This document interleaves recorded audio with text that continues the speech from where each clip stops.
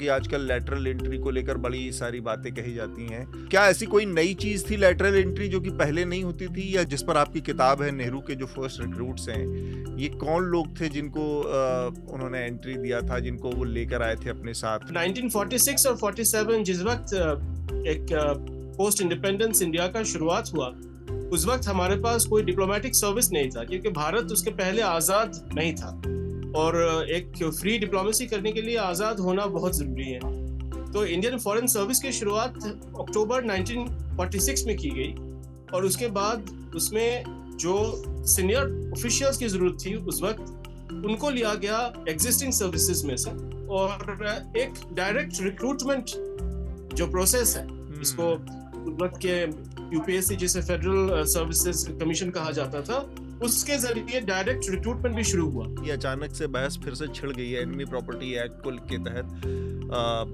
जो पटौदी खानदान है उसकी संपत्तियों को जब्त कर लिया जाए भारत सरकार, खासकर मध्य प्रदेश के 3-4 जिलों में श्योर और भोपाल, उसके इर्द गिर्द काफ़ी सारी इनकी रॉयल प्रॉपर्टीज जो थी भोपाल के नवाब की। हम किसी नेशनल इमरजेंसी में नहीं है, ना ही हम किसी वॉर टाइम में है, ना ही कोई कॉन्फ्लिक्ट सिचुएशन में है। तो इस तरह से एक सीरियस एक्ट को ऐसे इन्वोक करना, जाने माने के बहुत फेमस एक कल्चरल फैमिली को इस तरह से टारगेट करना, मेरे ख्याल से इतनी छोटी बात नहीं होगी। क्योंकि यहाँ पर जो वारिस है वो तो बकायदा देश में ही बने रहे हैं, ऐसा नहीं है कि वो लोग देश छोड़कर चले गए हैं। 68 का एक्ट है और 61 में इनकी दादी के नाम, जो सैफ अली खान की दादी थी, जो कि वहाँ की रियासत की सबसे छोटी बेटी थी, तो उनके नाम सारी प्रॉपर्टी नवाब ने की थी, क्योंकि उनकी जो बड़ी बेटी थी, तीनों बेटियां थी, बड़ी बेटी पाकिस्तान चली गई थी छोड़ के। WHO से को अपना समर्थन वापस ले लिया है अमेरिका ने अपने शुरुआती फैसलों में। इसके अलावा अब सिर्फ 2 जेंडर होंगे अमेरिका में, there is no third gender. There is a method to his madness, और अगर ट्रंप ने कुछ बातें कही हैं तो वो करेंगे। हाँ, उसका स्केल कुछ ऊपर नीचे हो सकता है। कैंपेन के दौरान चीन को लेकर वो लगातार एक बिल्कुल भिड़ंत जिस मूड में थे, तब तो वो ये कह रहे थे कि चीन पर वो 60% तक टैरिफ लगाएंगे। आज की तारीख में अभी वो 10 से 20% की कर रहे हैं, तो ये स्केल डिफरेंट हो सकता है। डोनाल्ड ट्रंप प्रेसिडेंसी के पहले दौर में हमने देखा 2017-18 में कम से कम उस तरह की गर्माहट अभी दोनों देश के पॉलिटिकल लीडर्स के बीच इस वक्त नहीं है। तो मैं कहूँगा कि अगर हमें इमिग्रेशन रिलेटेड कंसर्न्स जो अमेरिकन डोमेस्टिक पॉलिसीज में है, अगर उससे आगे हमें डील करना होगा, तो हमारा जो पॉलिटिकल रिलेशन है उसको पहले किक स्टार्ट करना पड़ेगा। ट्रंप रिपब्लिकन पार्टी और अमेरिका के फायदे में काम नहीं करते, वो केवल अपने फायदे के लिए काम करते हैं, और यही चीज अमेरिका को नीचे लाएगी, क्योंकि अमेरिका हमेशा से प्रवासी देश रहा है, जिसे वो अब कह रहे हैं बर्थराइट सिटीजनशिप। 200-300 साल की आप हिस्ट्री देख लीजिए, खुद ही उन्होंने जो वहाँ के मूल निवासी थे उनसे कब्जा की है मार्ग। नमस्कार, मैं हूं अतुल चौरसिया। आपका खर्चा आपकी चर्चा, हफ्ता दर हफ्ता हम एक बार फिर से लेकर आए हैं न्यूज़ लॉन्ड्री का हिंदी पॉडकास्ट चर्चा में इस हफ्ते कई सारे विषय हैं जिस पर हम बातचीत करने वाले हैं। कई सारे खास मेहमान हैं, उनसे मैं आपका परिचय कराऊंगा। स्टूडियो में मेरे साथी शार्दुल हैं। शार्दुल, आपका बहुत बहुत स्वागत चर्चा में शामिल होने के लिए। हेलो। और साथ में 2 मेहमान अभी हमारे साथ जो ऑनलाइन जुड़े हैं, उनसे मैं आप सबका परिचय करवा दूं। हमारे साथ स्मिता शर्मा है। स्मिता को आप लगातार चर्चा में सुनते रहते हैं। स्मिता, बहुत बहुत स्वागत। Thank you so much. Hello everyone. इसके अलावा हमारे साथ सीनियर जर्नलिस्ट हैं कल्लोल भट्टाचार्य जी। कल्लोल लेखक भी हैं, कई किताबें उनकी हैं। बहुत बहुत स्वागत है कल्लोल आपका। Thank you so much. Thank you. Kallol की एक किताब है Nehru's first recruit, The Diplomats Who Built Independent India's Foreign Policy। थोड़ा सा मैं इसके बारे में, हम आगे की बातचीत शुरू करें, बाकी चीज़ों पर जाएं, मैं कल्लोल थोड़ा सा जानना चाह रहा था किताब के बारे में, क्योंकि आजकल लैटरल एंट्री को लेकर बड़ी सारी बातें कही जाती हैं। तो क्या ऐसी कोई नई चीज़ थी लैटरल एंट्री जो कि पहले नहीं होती थी, या जो जिस पर आपकी किताब है नेहरू के जो फर्स्ट रिक्रूट्स हैं, ये कौन लोग थे जिनको उन्होंने एंट्री दिया था, जिनको वो लेकर आए थे अपने साथ नया नेशन बिल्ड करने के लिए? देखिए, लैटरल एंट्री की बात जब अब हम करते हैं तो ये समझ जाना चाहिए कि अभी हमारे पास एक फॉर्मल स्ट्रक्चर है, जिसे आप फॉर्मल ब्यूरोक्रेसी कह सकते हैं, Indian foreign service, Indian administrative service और सब कुछ। पर 1946 और 47 जिस वक्त एक पोस्ट इंडिपेंडेंस इंडिया का शुरुआत हुआ, उस वक्त हमारे पास कोई डिप्लोमेटिक सर्विस नहीं था, क्योंकि भारत उसके पहले आज़ाद नहीं था और एक फ्री डिप्लोमेसी करने के लिए आज़ाद होना बहुत ज़रूरी है। तो इंडियन फॉरेन सर्विस की शुरुआत अक्टूबर 1946 में की गई और उसके बाद उसमें जो सीनियर ऑफिशियल्स की ज़रूरत थी उस वक़्त, उनको लिया गया एग्जिस्टिंग सर्विसेज में से। और जो समाज में नामे-जाने जो नामे-गिरामे जो लोग थे, उन लोगों को भी अपील किया गया कि अगर वो लोग भी शामिल होना चाहते, जैसे कि बड़े लॉयर्स, बड़े मिलिट्री फिगर्स या फिर इंटेलिजेंस के लोग, कई मर्तबा राजे रजवाड़े जो उस ज़माने के प्रिंसेस थे, उनको भी इनवाइट किया गया और एक डायरेक्ट रिक्रूटमेंट जो प्रोसेस है, इसको उस वक़्त के यूपीएससी जिसे फेडरल सर्विसेज कमीशन कहा जाता था, उसके ज़रिए डायरेक्ट रिक्रूटमेंट भी शुरू हुआ। क्योंकि जो डायरेक्ट रिक्रूट आते थे वो बहुत यंग होते थे, क्योंकि 20-22 साल के ही थे। और जो सीनियर ब्यूरोक्रेसी की जो ज़रूरत थी, वो जो सीनियर आईसीएस ऑफिसर या फिर इंडियन पुलिस सर्विस से निकले हुए जो ऑफिसर्स थे, उनको उस तरह के सीनियर लेवल्स के काम दिए जाते थे। तो जो वेटरन डिप्लोमेट्स का जो रोल था, वो एग्जिस्टिंग सर्विसेज वालों को दिया गया और जो नए रिक्रूट्स थे, उनको नेहरू के ज़माने में एक प्रोसेस शुरू किया गया फ्रेश रिक्रूट्स को लाने की। नाइस। तो इन दोनों को मिलाकर इंडियन फॉरेन सर्विस का जो टोटल काडर है, उसका शुरुआत 1947-48 से हुआ। और उसी शुरुआत से आज हम इस दौर में हैं जहाँ पे हम लोग लेटरल एंट्री की बात करते हैं। पर इस लेटरल एंट्री के दौर में और 1947-48 के दौर में बहुत डिफरेंस इसलिए है क्योंकि 47 में हमारे पास कुछ भी नहीं था और एक बिल्कुल ही ब्लैंक स्लेट से हमें शुरुआत करना पड़ा और एक डिप्लोमेटिक सर्विस बनाना पड़ा। आज जो है बहुत बड़े लेवल पे इनिशिएटिव्स है और इंटरनेशनल प्रोफाइल भी एक्टिविटीज देखें आप तो बहुत डिफरेंट स्केल्स पे काम हो रहे हैं। तो मेरे ख्याल से लेटरल एंट्री की अगर आप आज के पर्सपेक्टिव से बात करें तो थोड़ा मैं कहूँगा कि ये बहुत ही अलग किस्म की इनिशिएटिव है और इसकी चर्चा अलग लेवल पर होना चाहिए, ना कि 1947 और 48 में जो हमारी जो हालत थी, क्योंकि वो तो बिल्कुल ठीक बात। फ्रेश ड्राइव था, एक फ्रेश इनिशिएटिव था।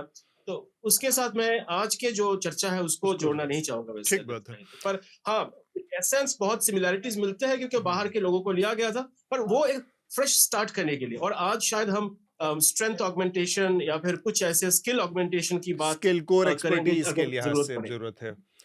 ठीक जी। बात है। हम जल्दी से जो एक दो चीज़ें हैं हम अपने दर्शकों के साथ साझा कर दें, इसके बाद जो इस हफ्ते की बड़ी सुर्खियां हैं, जो हेडलाइंस है, वो शार्दुल बताएंगे। एक तो आप लोगों को पता है कि हमारा एक एनएल सेना प्रोजेक्ट जो कि दिल्ली के चुनावों से जुड़ा है, यहाँ पर विधानसभा के चुनाव हो रहे हैं, कांग्रेस, आम आदमी पार्टी और भारतीय जनता पार्टी, ये तीनों पार्टियां यहाँ पर चुनाव में हिस्सा ले रही हैं। इसके अलावा बहुजन समाज पार्टी भी अपने उम्मीदवार खड़े कर रही है और एक आध दो और पार्टियां हैं छोटी मोटी जो कि इस चुनाव में हिस्सा ले रही हैं। हमारा एनएल सेना प्रोजेक्ट जो है इसी पर आधारित है। हमारे तमाम रिपोर्टर इस समय दिल्ली के विधानसभाओं से अलग अलग आप तक खबरें पहुंचा रहे हैं, ग्राउंड रिपोर्ट्स पहुंचा रहे हैं और इसके लिए हमें अपने सब्सक्राइबर्स यानी न्यूज़ लॉन्ड्री के जो समर्थक हैं उनकी ज़रूरत है। तो हमारे इस एनएल सेना प्रोजेक्ट को ज़रूर सहयोग दें। और इसके अलावा एक और हमारा एनएल सेना प्रोजेक्ट है जो कि देश के कुछ अलग अलग हिस्सों में चल रही कुछ ऐसी गतिविधियां जो कि बताती हैं कि एक संगठित तौर पर जिसमें जो स्टेट की मशीनरी है, जो सरकारी तंत्र है, उसकी भी भूमिका है हिंदुत्व की राजनीति को आगे बढ़ाने में। तो हमारी इस एनएल सेना प्रोजेक्ट का नाम है द हिंदू राष्ट्र प्रोजेक्ट। इसको भी आप अपनी मदद दें। और साथ में न्यूज़ लॉन्ड्री एक कैंपेन चला रहा है जो कि दिल्ली की हर साल दर साल ख़राब होने वाली हवा है, जो हमें खासकर दिल्ली उत्तर भारत के तमाम शहरों में यही स्थिति देखने को मिलती है। यहाँ पर हवा की स्थिति बहुत ख़राब है और राजनीति में ये चुनावों में ये मुद्दा नहीं बनता उस तरह से। तो हमने इसको एक कैंपेन, एक अभियान के तौर पर चलाने की कोशिश की है जिसका नाम है फाइट टू ब्रीथ, यानी हवा का हक। तो आप इस अभियान को मदद करें, इससे जुड़ें। आप इससे संबंधित आरटीआई कर सकते हैं, जिस भी शहर में रहते हों अपने शहर का हाल जानें और फिर हमें वो इन्फॉर्मेशन, जो सूचनाएं हैं, हमें भेजें। हम अपने रिपोर्ट्स में के जरिए उनको शामिल करेंगे और जो जवाबदेह लोग हैं उनसे सवाल पूछने की कोशिश करेंगे, क्योंकि हवा का हक हमें लगता है हर आदमी का बुनियादी हक है, वो साफ सुथरा मिलना चाहिए। न्यूज़ लॉन्ड्री के तमाम जो सब्सक्राइबर हैं, जो और भी प्रशंसक हैं, वो बार-बार एक बात कहते रहे हैं कि जो हमारी सब्सक्रिप्शन की दरें हैं, जो रेट्स हैं, वो काफ़ी ऊँचे हैं। तो हमने उनके बातचीत को ध्यान में रखते हुए सब्सक्रिप्शन की दरों को काफ़ी कम किया है। चर्चा के जो सब्सक्राइबर्स हैं और जो न्यूसेंस है या टिप्पणी है हमारे शोज़, इसको सब्सक्राइब करने की दर बहुत कम हो गई। अब आप ₹99 के खर्च करके भी न्यूज़ लॉन्ड्री का सब्सक्रिप्शन ले सकते हैं। इसके अलावा बहुत सारे अलग उसमें कैटेगरीज़ हैं, तो आप जिस भी कैटेगरी में चाहें, जो भी धनराशि का योगदान देना चाहें, वो करके और न्यूज़ लॉन्ड्री को सब्सक्राइब कर सकते हैं। ये छोटी-मोटी जानकारियाँ थी। इस समय फ़िलहाल चर्चा कुछ दिनों के लिए पेवॉल से बाहर है। कुछ दिनों बाद ये फिर से पेवॉल के भीतर होगा, तब आपको सब्सक्रिप्शन की ज़रूरत पड़ेगी। कल्लोल, स्मिता, शार्दुल और तमाम जो हमारे एक्सपर्ट्स आते हैं, अपने एक्सपर्ट ओपिनियन, अपनी राय, अपने एनालिसिस यहाँ पर साझा करते हैं, अपनी जानकारियाँ साझा करते हैं, उसको जानने के लिए आपको ये थोड़ा-सा खर्च करना पड़ेगा। शार्दुल, जल्दी से आप सुर्खियाँ जो हैं, जो हेडलाइन्स है, उसको पढ़ते हैं। जी अतुल, तो ये हफ्ता बहुत ज़्यादा सुर्खियों से भरा हुआ रहा, तो मैं फटाफट पढ़ता हूँ। पहली सुर्खी आज की है। आज सुबह नागपुर के पास भंडारा जिले में एक आयुध निर्माण फैक्ट्री के अंदर ज़बरदस्त धमाका हुआ। इस धमाके में अभी तक 5 लोगों के मारे जाने की खबर आई है और बचाव कार्य जारी है। मैं कहीं पढ़ रहा था तो 8 लोगों की मौत हो चुकी है, मेरे ख्याल से आज तक पर मैं देख रहा था। हाँ, वो अपडेट हो गया होगा नंबर। जी। जब तक मैंने लिखी थी तब तक 5 थी, बट 8। और अधिकारियों के बयान के अनुसार ये धमाका इतना ज़बरदस्त था कि उसकी आवाज़ 5 किलोमीटर दूर तक सुनी गई। तो इस मामले में अपडेट, जैसे मैंने बताया, आनी जारी है।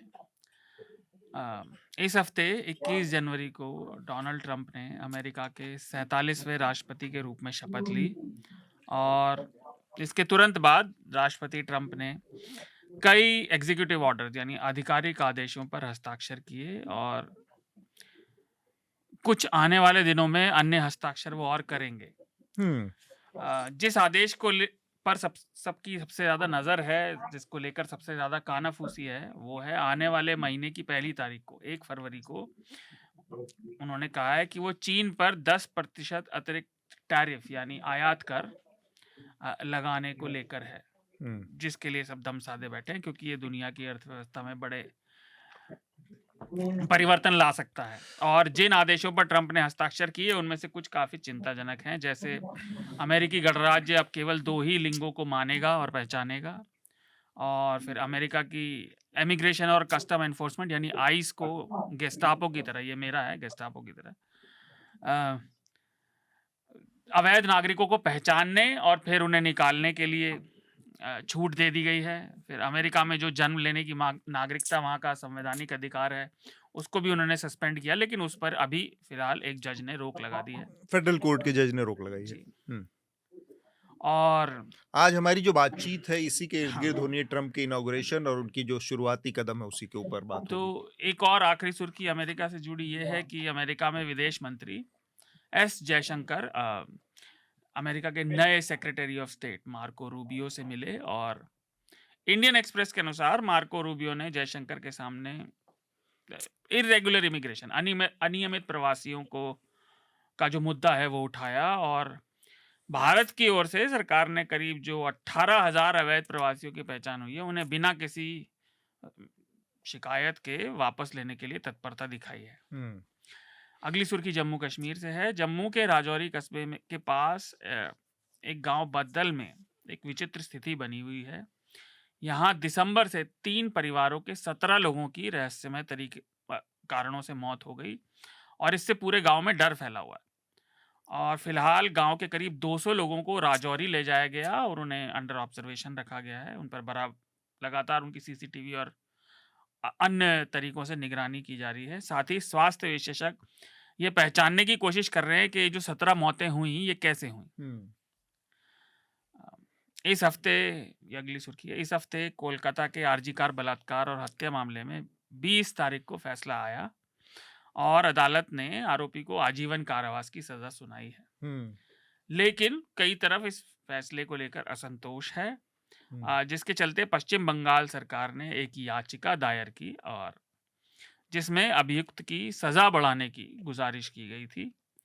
पहले सीबीआई की तरफ से deputy solicitor general Rajdeep Majumdar ने पश्चिम बंगाल सरकार द्वारा दायर किए गए इस दावे का विरोध किया था, लेकिन फिर 22 जनवरी को उन्होंने ये स्पष्ट किया कि वो अपील के खिलाफ नहीं थे, वो केवल इस बात के खिलाफ थे कि पश्चिम बंगाल सरकार का ये हक है इस तरह से अपील दायर करना। और साथ ही सीबीआई की तरफ से उन्होंने भी कोलकाता उच्च न्यायालय में कहा है कि इस आजीवन कारावास की सजा को मृत्युदंड में बदल दिया जाए। मंगलवार को दिल्ली के उच्च न्यायालय ने एक बार फिर से उमर खालिद, शर्जिल इमाम और 6 लोगों की जमानत की याचिका पर सुनवाई की। और दिल्ली पुलिस की तरफ से दलीलें इतने लंबे समय तक चल रही हैं, तो बेंच ने टिप्पणी की कि ये सारी बातें हमेशा नहीं चलती रह सकती, इसको कहीं रुकना होगा। और अगली सुनवाई 12 फरवरी को होनी है। इन अदालत की बेंच की इस टिप्पणी को थोड़ा सकारात्मक रूप से लोग देख रहे हैं, कम से कम खबरों में और जो टिप्पणीकार हैं। और जो श्रोताओं को याद ना हो तो मैं बताना चाहूँगा कि ये 8 लोग, इसमें सबसे ज़्यादा पहचाना जाने वाला नाम है उमर खालिद, ये 4 साल से ज़्यादा वक्त से जेल में है दिल्ली दंगों के मामले। मंगलवार की सुबह छत्तीसगढ़ और उड़ीसा की सीमा पर एक मुठभेड़ हुई। मुठभेड़ में सुरक्षा बलों ने 16 संदिग्ध माओवादियों को एक मुठभेड़ में मार गिराया। इस मुठभेड़ में जयराम उर्फ चलपति भी मारा गया, जो माओवादी केंद्रीय कमेटी का सदस्य था और उसके ऊपर 1 करोड़ का इनाम था। बुधवार शाम महाराष्ट्र के जलगांव जिले में माहेजी और परदाड़े स्टेशनों के बीच पछोरा कस्बा है एक, वहां पर एक ट्रेन हादसा हुआ। लखनऊ से मुंबई जाती है पुष्पक एक्सप्रेस। उसके काफ़ी यात्री आग लगने के डर की वजह से चेन खींचकर ट्रेन से उतर के भाग रहे थे, और दूसरी तरफ से जो कर्नाटक एक्सप्रेस आ रही थी उससे टक्कर के कारण कई लोग घायल हुए और मारे गए। अभी तक मरने वालों की संख्या 13 बताई जा रही है और घायल लोग जो हैं वो 15 हैं। वहाँ रेलवे के बड़े अधिकारी भी पहुंचे हैं, इस मामले की जांच चल रही है। और आखिरी सुर्खी केरल से है। केरल के पलक्कड़ की एक जिला अदालत में पतंजलि आयुर्वेद के संस्थापक और कर्ता धर्ता हैं रामदेव और बालकृष्ण, इनके खिलाफ गिरफ्तारी के वारंट जारी हुए। और एक तीसरा वारंट पतंजलि की जो मार्केटिंग आर्म है दिव्य फार्मेसी, उसके खिलाफ जारी हुआ। ये वारंट जारी तब हुए जब रामदेव और कंपनी के एमडी अक्टूबर में मामला दर्ज होने के बाद अदालत में हाजिर नहीं हुए थे। और ये वारंट तो 16 तारीख को जारी हो गए थे, लेकिन राज्य सरकार हरकत में तब आई जब उच्चतम न्यायालय ने टिप्पणी की इस हफ्ते कि कोई भी राज्य या केंद्र शासित प्रदेश बहकाने वाले या झूठे स्वास्थ्य संबंधी विज्ञापनों के खिलाफ कार्यवाही नहीं करेगा तो उसे अदालत की अवमानना, कंटेम्प्ट ऑफ कोर्ट माना जाएगा। और ये मामला दिव्य फार्मेसी पर इसलिए दर्ज हुआ क्योंकि उन्होंने मलयालम और अंग्रेजी अखबारों में ऐसे विज्ञापन छपवाए। ये आरोप है जो drugs and magic remedies objectionable advertisement act 1954 का उल्लंघन करते हैं। तो इतनी सारी सुर्खियों के बाद एक और सुर्खी है मैं जोड़ना चाह रहा हूँ, और उस पर जो हमारा पैनल है उसकी छोटे छोटे कमेंट भी मैं लेना चाह रहा था। सैफ अली खान का मामला हुआ, उनके ऊपर उनके घर में अटैक हुआ, उसके बाद अब वो हॉस्पिटल से डिस्चार्ज होकर आ गए हैं। इस बीच में बहुत सारी कॉन्स्पिरेसी थ्योरी, बहुत सारी चीज़ें सोशल मीडिया पर चल रही थी। उनमें से एक चीज़ जो इस समय बड़ी चर्चा में आई वो थी एनिमीज़ प्रॉपर्टी के तहत सैफ अली खान की जो प्रॉपर्टीज़ हैं उनको जब्त करने की डिमांड चल पड़ी है बहुत तेज़ी से। तो काफ़ी लोगों को ये जानने की भी वो हुई कि भाई ऐसा क्या है सैफ अली खान से जुड़ा कि जिसकी वजह से उनके जो एंसेस्ट्रल प्रॉपर्टी है उसको एनिमीज़ प्रॉपर्टी एक्ट के तहत जब्त कर लेने की बात चल रही है। तो स्मिता, कल्लोल और शार्दुल, आप लोगों को छोटी छोटी मैं कमेंट चाह रहा हूँ इस पे। हालांकि सोशल मीडिया पर बहुत सारी चीज़ें चलती रहती है, लेकिन ये अचानक से बहस फिर से छिड़ गई है एनिमी प्रॉपर्टी एक्ट को के तहत। जो पटौदी खानदान है उसकी संपत्तियों को जब्त कर लिया जाए भारत सरकार, खासकर मध्य प्रदेश के 3-4 जिलों में श्योर और भोपाल, उसके इर्द गिर्द काफ़ी सारी इनकी रॉयल प्रॉपर्टीज़ जो थी भोपाल के नवाब की, उनके ऊपर ये दावे किए जा रहे हैं और जिसकी कीमत आज की तारीख में करीब 1500 करोड़ रुपए बताई जा रही है। स्मिता, 15,000 1500 करोड़ रुपए। आई हैव नो आइडिया, आप प्लीज कलोल से कलोल, स्टार्ट करें यू वांट इसका, टू लेकिन comment on this enemy property act? हाँ, क्योंकि मैं ये मानता हूँ कि एनिमी प्रॉपर्टी एक्ट जो है ये एक वॉर टाइम में बनाया गया था, और इसमें हमेशा से एक इमरजेंसी या फिर कॉन्फ्लिक्ट का कॉन्टेक्स्ट रहता है। और पीस टाइम में अगर इस तरह की एनिमी प्रॉपर्टीज, खास तौर से अगर बहुत बड़े लेवल पे कोई enemy so called enemy property को एक्वायर करने की बात होती है, तो उसके लिए लीगल रेमेडीज पहले एक्सेस करने पड़ेंगे, उसके बाद लीगल आर्गुमेंट्स के बाद ही मेरा जहां तक समझ है उसको इम्प्लीमेंट किया जा सकता है। क्योंकि ये एक्ट इस वक्त हम किसी नेशनल इमरजेंसी में नहीं है, ना ही हम किसी वॉर टाइम में है, ना ही कोई कॉन्फ्लिक्ट सिचुएशन में है। तो इस तरह से अचानक से एक एनिमी प्रॉपर्टी एक्ट जैसे इतना एक सीरियस एक्ट को ऐसे इन्वोक करना, और वैसे भी एक काफी जाने माने बहुत फेमस एक कल्चरल फैमिली को इस तरह से टारगेट करना, मेरे ख्याल से इतनी छोटी बात नहीं होगी, और लीगल रेमेडीज होंगे। मुझे जहां तक लगता है इसमें कम से कम लीगल रेमेडीज पहले एक्सेस करना पड़ेगा। ठीक बात। मुझे इसमें सिर्फ जो कमीशन इतना है, सही ऐड करना है कि जहां तक मैं समझ पा रही हूँ कि क्योंकि यहाँ पर जो वारिस है वो तो बकायदा देश में ही बने रहे हैं, ऐसा नहीं है कि वो लोग देश छोड़कर चले गए हैं। तो उसमें लीगल पेचीदगियां होंगी, ये जो लोग कानून को समझते हैं।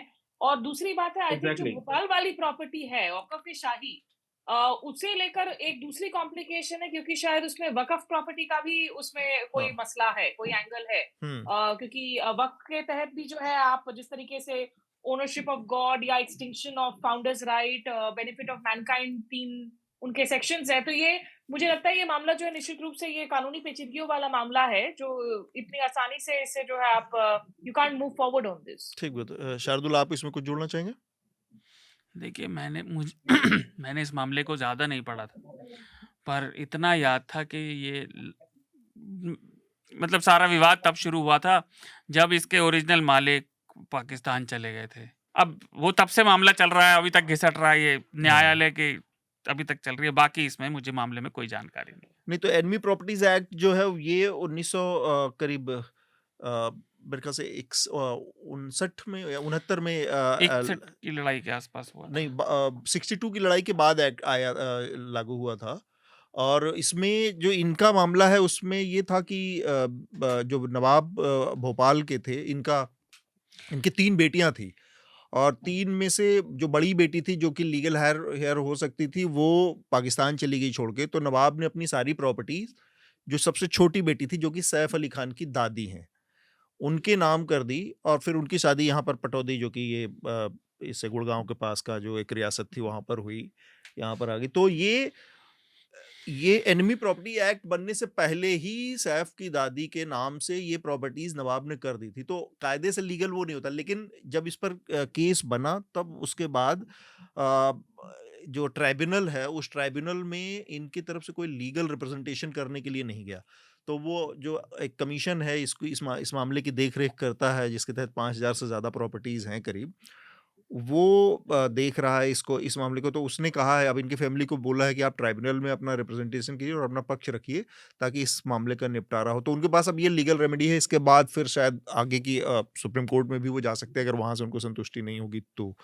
अभी तक की ये स्थिति है। 1968 की एक्ट है, तो 68 का एक्ट है, हाँ 68 का एक्ट है। और 61 में इनकी दादी के नाम, जो सैफ अली खान की दादी थी, जो कि वहाँ की रियासत की सबसे छोटी बेटी थी, तो उनके नाम सारी प्रॉपर्टी नवाब ने की थी, क्योंकि उनकी जो बड़ी बेटी थी, 3 बेटियां थी, बड़ी बेटी पाकिस्तान चली गई थी छोड़ के। तो ये स्थिति आबिदा थी। सुल्तान बेगम। हाँ, आबिदा, ये है। तो हम अपने जो हमारा आज की बातचीत का मुख्य विषय है उस पर आते हैं। प्रेसिडेंट डोनाल्ड ट्रंप की दूसरी पारी शुरू हुई, उनका इनॉग्रेशन हुआ, और उसके बाद उन्होंने कई सारे फैसले लिए हैं, कुछ का जिक्र शार्दुल ने किया। WHO से को अपना समर्थन वापस ले लिया है अमेरिका ने अपने शुरुआती फैसलों में। इसके अलावा अमेरिका में पैदा होने के साथ जो जन्मसिद्ध मिलने वाला नागरिकता का वो अधिकार था, उसको वापस लेने की बात भी उन्होंने कही है। हालांकि उस पर वहाँ की फेडरल कोर्ट के एक जज ने अभी रोक लगा दी है, उस पर ऑब्जेक्शन कर दिया है। इसके अलावा अब सिर्फ 2 जेंडर होंगे अमेरिका में, there is no third gender. ये सारी चीज़ें चल रही हैं, जो कि उनकी अपनी पॉलिटिक्स के हिसाब से इसके अलावा बहुत सारे टैक्स में छूट और ये सारी घोषणाएं भी आने वाले समय में होंगी। चाइना के ऊपर 10% का जो टैरिफ की बात हो रही है, इससे एक इंटरनेशनल वॉर सिचुएशन, मतलब बिजनेस वॉर एक शुरू होने की स्थिति बन सकती है। तो ले देकर ट्रम्प अपने उसी स्टाइल में काम कर रहे हैं जिसके लिए वो जाने जाते थे। अमूमन ये एक बार बात होती है कि एक चुनावी रेटरिक होता है स्मिता, और एक होता है कि आप चुनाव जीतने के बाद सत्ता में हैं और आप इंटरनेशनल सारे रिश्तों को देखते हुए, ध्यान में रखते हुए परिस्थितियों को फैसले लेते हैं। तो चुनावी रेटरिक अलग होता है, लेकिन ऐसा ट्रम्प के मामले में ये बात नहीं कही जा सकती। कि ट्रम्प के मामले में ये कि लिटरली जो वो जिन शब्दों में बात करते हैं उन्हीं पर वो अमल भी करते हैं।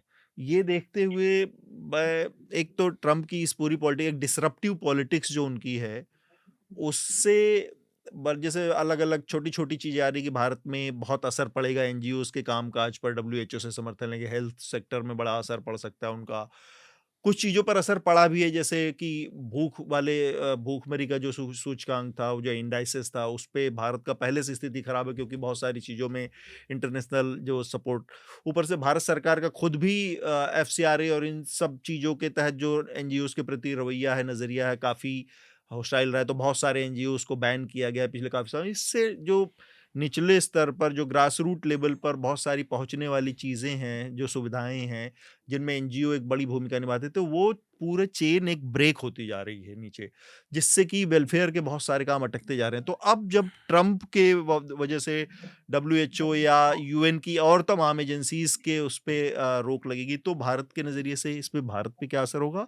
और ओवरऑल एक जो इंटरनेशनल ट्रेड में इससे डिसरप्शन पैदा हो रहा है, उस पर थोड़ा आपका कमेंट, सबसे पहला शुरुआती कमेंट स्मिता। शुरुआत मैं इस बात से करना चाहूंगी कि हमें समझना होगा ट्रम्प की राजनीति को, इसके पहले कि हम समझें कि आखिर इसका भारत और तमाम दूसरे देशों पर क्या असर पड़ेगा। क्योंकि डोनाल्ड ट्रम्प को लेकर जो बात हमेशा कही जाती है कि वो जब आते हैं तो अनप्रिडिक्टेबिलिटी कहीं ज्यादा होती है, लेकिन एक चीज की प्रिडिक्टेबिलिटी तय है कि there is a method to his madness. और अगर ट्रम्प ने कुछ बातें कही हैं तो वो करेंगे, और वो करते हुए भी नजर आ रहे हैं। तो जिन लोगों को लग रहा था कि ट्रम्प सिर्फ फिलीबस्टरिंग कर रहे हैं, सिर्फ बड़े बड़े जो हैं धमकियां दे रहे हैं, ऐसा कुछ होगा नहीं। देखिए, ये तो अब साफ हो गया है कि बहुत सारी ऐसी चीजें हैं जो ट्रम्प ने अगर कही थी अपने कैंपेन के दौरान, वो करेंगे। हाँ, उसका स्केल कुछ ऊपर नीचे हो सकता है। कैंपेन के दौरान चीन को लेकर वो लगातार एक बिल्कुल भिड़ंत जिस मूड में थे, तब तो वो ये कह रहे थे कि चीन पर वो 60% तक टैरिफ लगाएंगे। आज की तारीख में अभी वो 10 से 20% की कर रहे हैं। तो ये स्केल डिफरेंट हो सकता है। लेकिन डोनाल्ड ट्रम्प का ये जो सेकंड प्रेसिडेंसी है अतुल, ये हमें समझना होगा। इसमें वो 2016 वाली जो उनकी पर्सनल पॉलिटिकल अनसर्टेनिटीज थी, वो नहीं है। इस वक्त वो ना केवल इलेक्टोरल कॉलेज के वोट्स के साथ जीत कर आए हैं, बल्कि पॉपुलर वोट्स में भी कमला हैरिस से कम 20 लाख ज्यादा वोट्स उनको हासिल हुई। तो इसका मतलब है उनको जबरदस्त समर्थन हासिल हुआ अमेरिका के अंदर। दूसरी बात है, जो खुद अमेरिका के अंदर की राजनीति है, उसको वो शिफ्ट अप कर रहे हैं कि आखिर एक अंतरराष्ट्रीय मंच पर अमेरिका की क्या पोजीशन हो। क्या अमेरिका दूसरे देशों को हमेशा लीड करने की कोशिश करे, सर्मनाइज करने की कोशिश करे?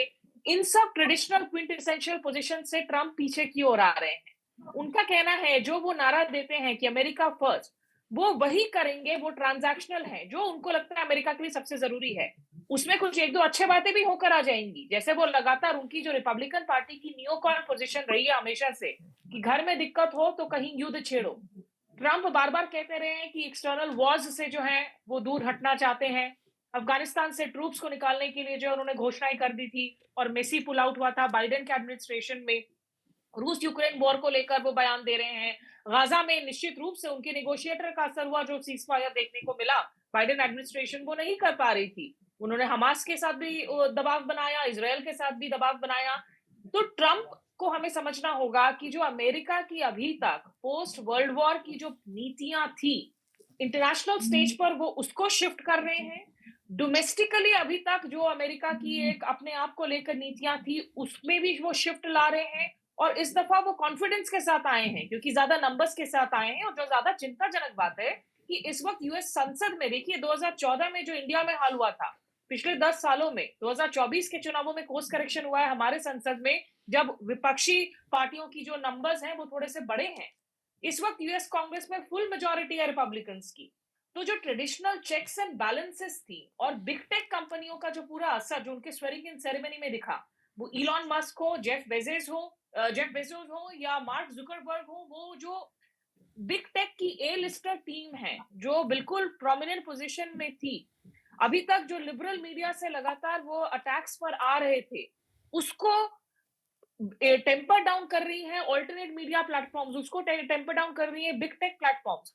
तो वो एक चेंज्ड हालात में आए हैं और यही वजह है कि जब ट्रम्प कह रहे हैं कि टैरिफ्स के मैं लगातार इंडिया पर वो लीगल माइग्रेशन हो या इलीगल इमिग्रेशन हो, और इंडिया में सिर्फ लीगल माइग्रेशन H1B वीजा की ही चिंताएं नहीं है, वो तो अपने आप में उसका भी एक फॉल आउट होगा। इलीगल इमिग्रेशन में आप देखिए कि हर घंटे जो आंकड़े बताते हैं, कम से कम 10 भारतीय इलीगली अमेरिका प्रवेश करने की कोशिश करते हैं कनाडा मेक्सिको जैसे बॉर्डर से। उनमें से ज्यादातर लोग दरअसल गुजरात के हैं।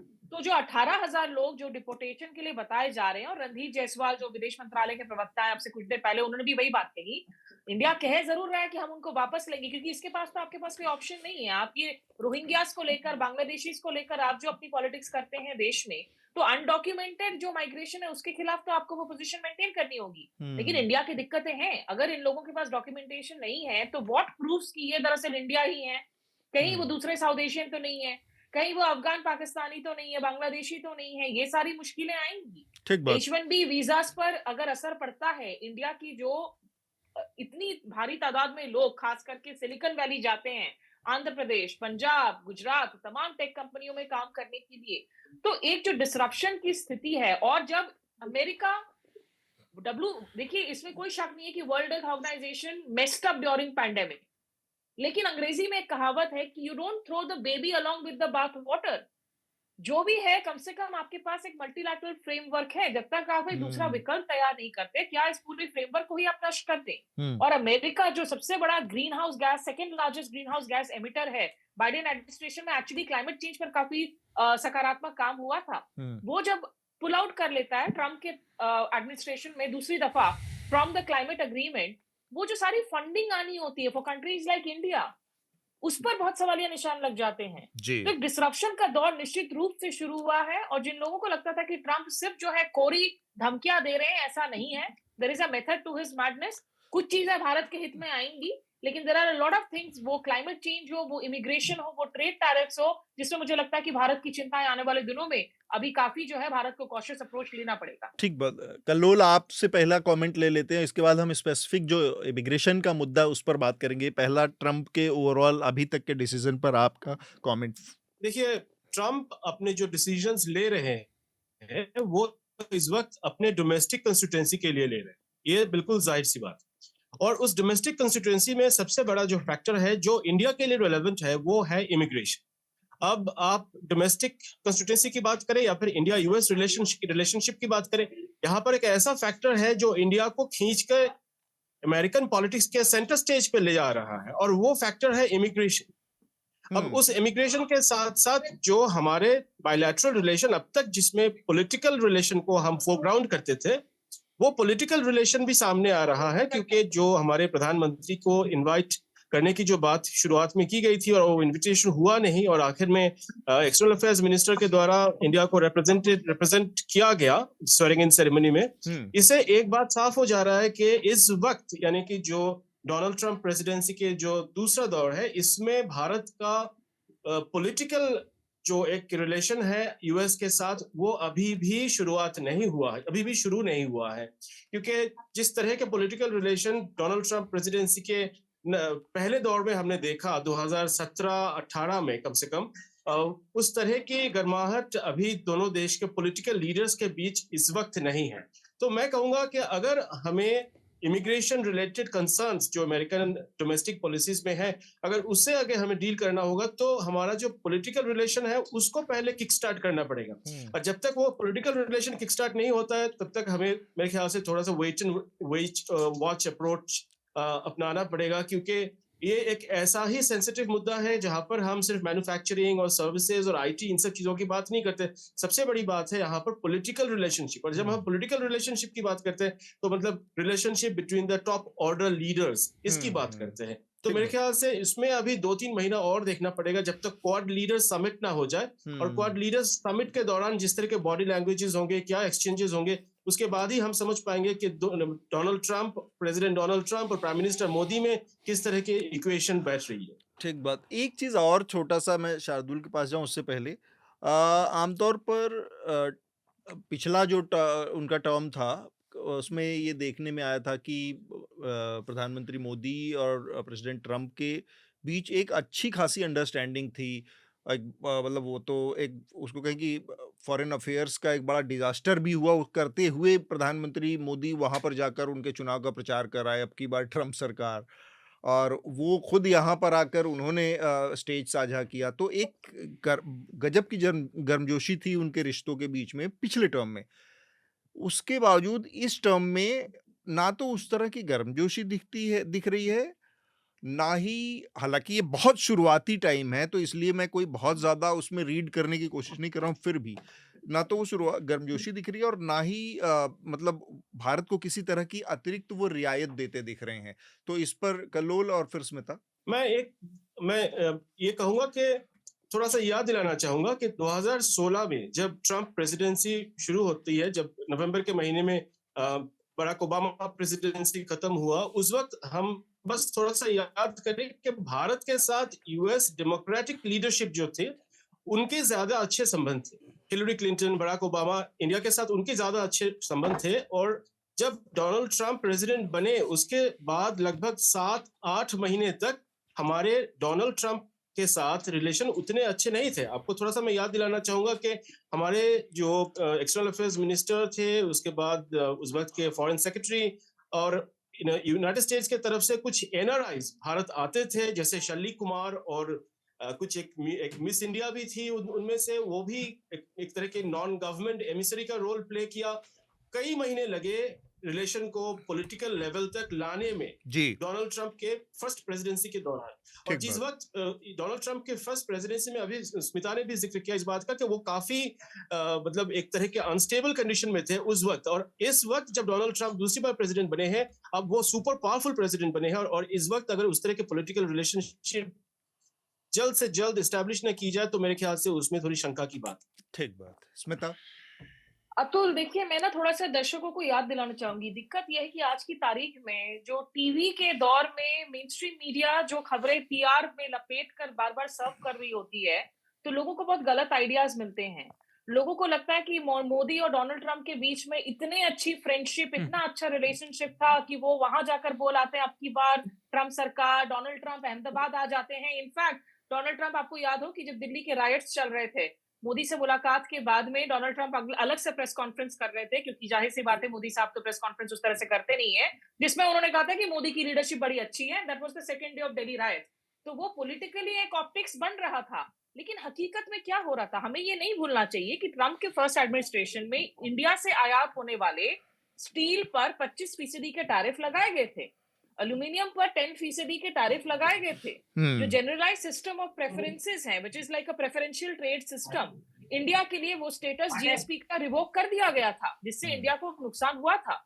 और तो और ईरान इतना दबाव बना था कि इंडिया ने एक्चुअली, जो यूपीए सरकार में जो नहीं हुआ था दबाव के बावजूद, इंडिया ने ईरान से अपने ऑयल इंपोर्ट्स को जीरो कर लिया था, जबकि उस वक्त की हमारी सारी रिफाइनरीज वो इसेंशियली मोर फिट ईरान की क्रूड के लिए, वो ट्रंप के दबाव में हुआ था। और हमें ये भी नहीं भूलना चाहिए कि जब ट्रंप ने पुल आउट की घोषणा की अफगानिस्तान से, भारत की तरफ से एक्चुअली इस मसले को उठाया गया था कि हम लोगों ने इतने इन्वेस्टमेंट्स कर रखे हैं, लगभग $3 अरब की। अफगानिस्तान हमारे लिए पाकिस्तान के कॉन्टेक्स्ट में, सेंट्रल एशिया के कनेक्टिविटी के कॉन्टेक्स्ट में, ईरान के चाबहार पोर्ट के संदर्भ में सामरिक रूप से भी बहुत जरूरी है। इंडिया ने एक्चुअली बिहाइंड द सीन बात की थी, लेकिन the Trump administration did not listen, क्योंकि उनकी अपनी प्रायोरिटी की we have to bring our troops back home, जिसको उन्होंने किया था। तो वो ट्रंप की नेचर है। देखिए, वो डावोस में भी अभी गए हैं, वर्ल्ड इकोनॉमिक फोरम में, मतलब डावोस में गए तो नहीं, वर्चुअली जो उन्होंने स्पीच दिया उसमें भी शी जिनपिंग के साथ उनकी हर sentence is about we have had good conversations, very good conversation, he is a great leader, very great leader. Let's sift the rhetoric from the substance. Trump चाहे आकर मोदी को ग्रेट फ्रेंड कुछ भी कहें, वो ट्रांजैक्शनल है। वो आपको कोई भी चीज, there are no free lunches with the Trump administration.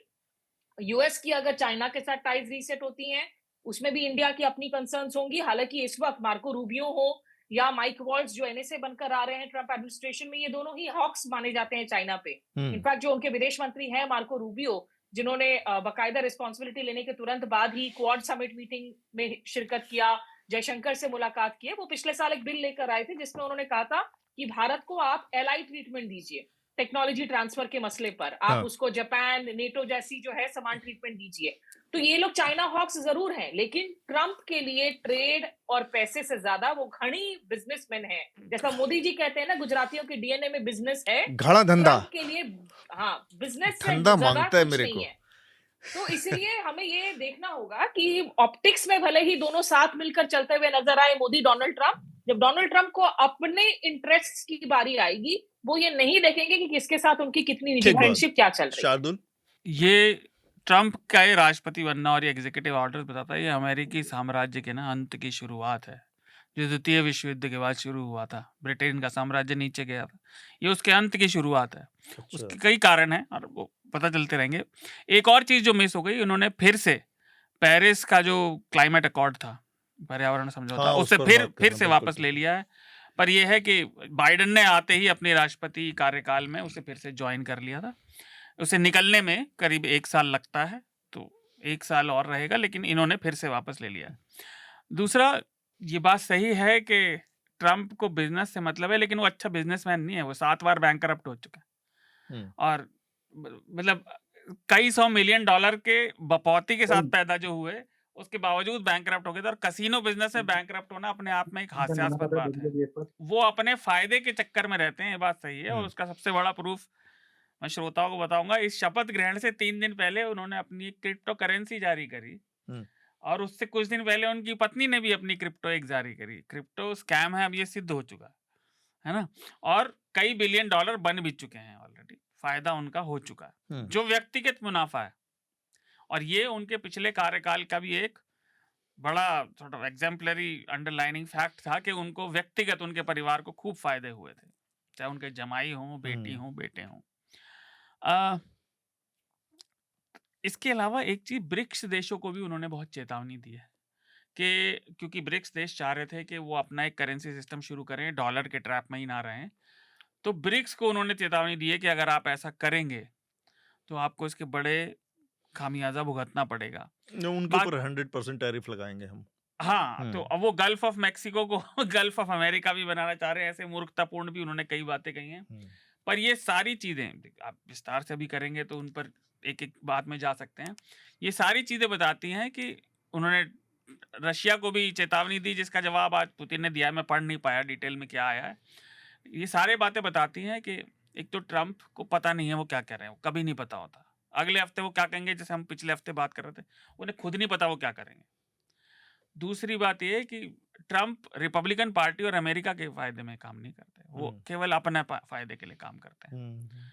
और ये ही चीज अमेरिका को नीचे लाएगी, क्योंकि अमेरिका हमेशा से प्रवासी देश रहा है, जिसे वो आप कह रहे हैं बर्थराइट सिटीजनशिप। ये तो उन्होंने खुद करीब 200-300 साल की आप हिस्ट्री देख लीजिए, खुद ही उन्होंने जो वहां के मूल निवासी थे उनसे कब्जाई हुई है मार के। तो मैं बस एक चीज, प्रवासियों का देश है वो। ये जो क्रोनोलॉजी है वो पहला ये है कि थोड़ा सा मुझे लग रहा है कि शायद चेंज है। पहले ट्रंप ने अपनी वो जारी की, क्या कहते हैं, बिटकॉइन, वो क्रिप्टो करेंसी। इसके बाद उनकी वाइफ ने अपनी क्रिप्टो करेंसी जारी मेरा की। ये कहने का मतलब था कि इन दोनों ने आसपास ही जारी करी है। 3 दिन पहले ट्रंप ने करी शपथ ग्रहण से, ये मुझे कलोल, ये एक चीज मुझे आप थोड़ा सा अगर समझा सकें कि एथिकली, मोरली एक कॉन्स्टिट्यूशनल पोस्ट में हमारे देश के प्रधानमंत्री कोई अपनी पर्सनल, अपना कोई प्रोडक्ट लॉन्च करें और उसको फिर बेचें और अपनी क्रेडिबिलिटी का इस्तेमाल एक पर्सनल वेल्थ बनाने के लिए करें, तो मुझे लगता है कि एक बड़ी बहस खड़ी हो जाएगी। पर चूंकि अमेरिका की अपनी जो कैपिटलिस्ट पूरा सिस्टम है, वहाँ पर ये इतना बड़ा क्या मोरल एथिकल डिबेट का इशू है कि उन्होंने अपनी क्रिप्टो करेंसी जारी की और उसके जरिए 10 बिलियन के आसपास बना लिए शुरुआत में ही। इज इट गुड, मतलब ठीक है, गलत है? मैं थोड़ा सा इसको समझना चाह रहा हूँ। आई थिंक हमारे यहाँ तो ऐसा कोई प्रधानमंत्री करते ही उसको तो नाप दिया जाएगा। देखिए, डोनाल्ड ट्रंप प्रेसिडेंसी जो है, ये एक बहुत खास किस्म की प्रेसिडेंसी है, इसलिए कि ये जो फॉर्मल स्ट्रक्चर्स और जो नॉर्मल मॉरल कंसिडरेशंस जिसे आम तौर पे माना जाता है किसी भी देश को चलाने के लिए, ये उस नॉर्मल कंसिडरेशंस में नहीं आते और ना ही वो फॉर्मल स्ट्रक्चर्स को इस्तेमाल करते।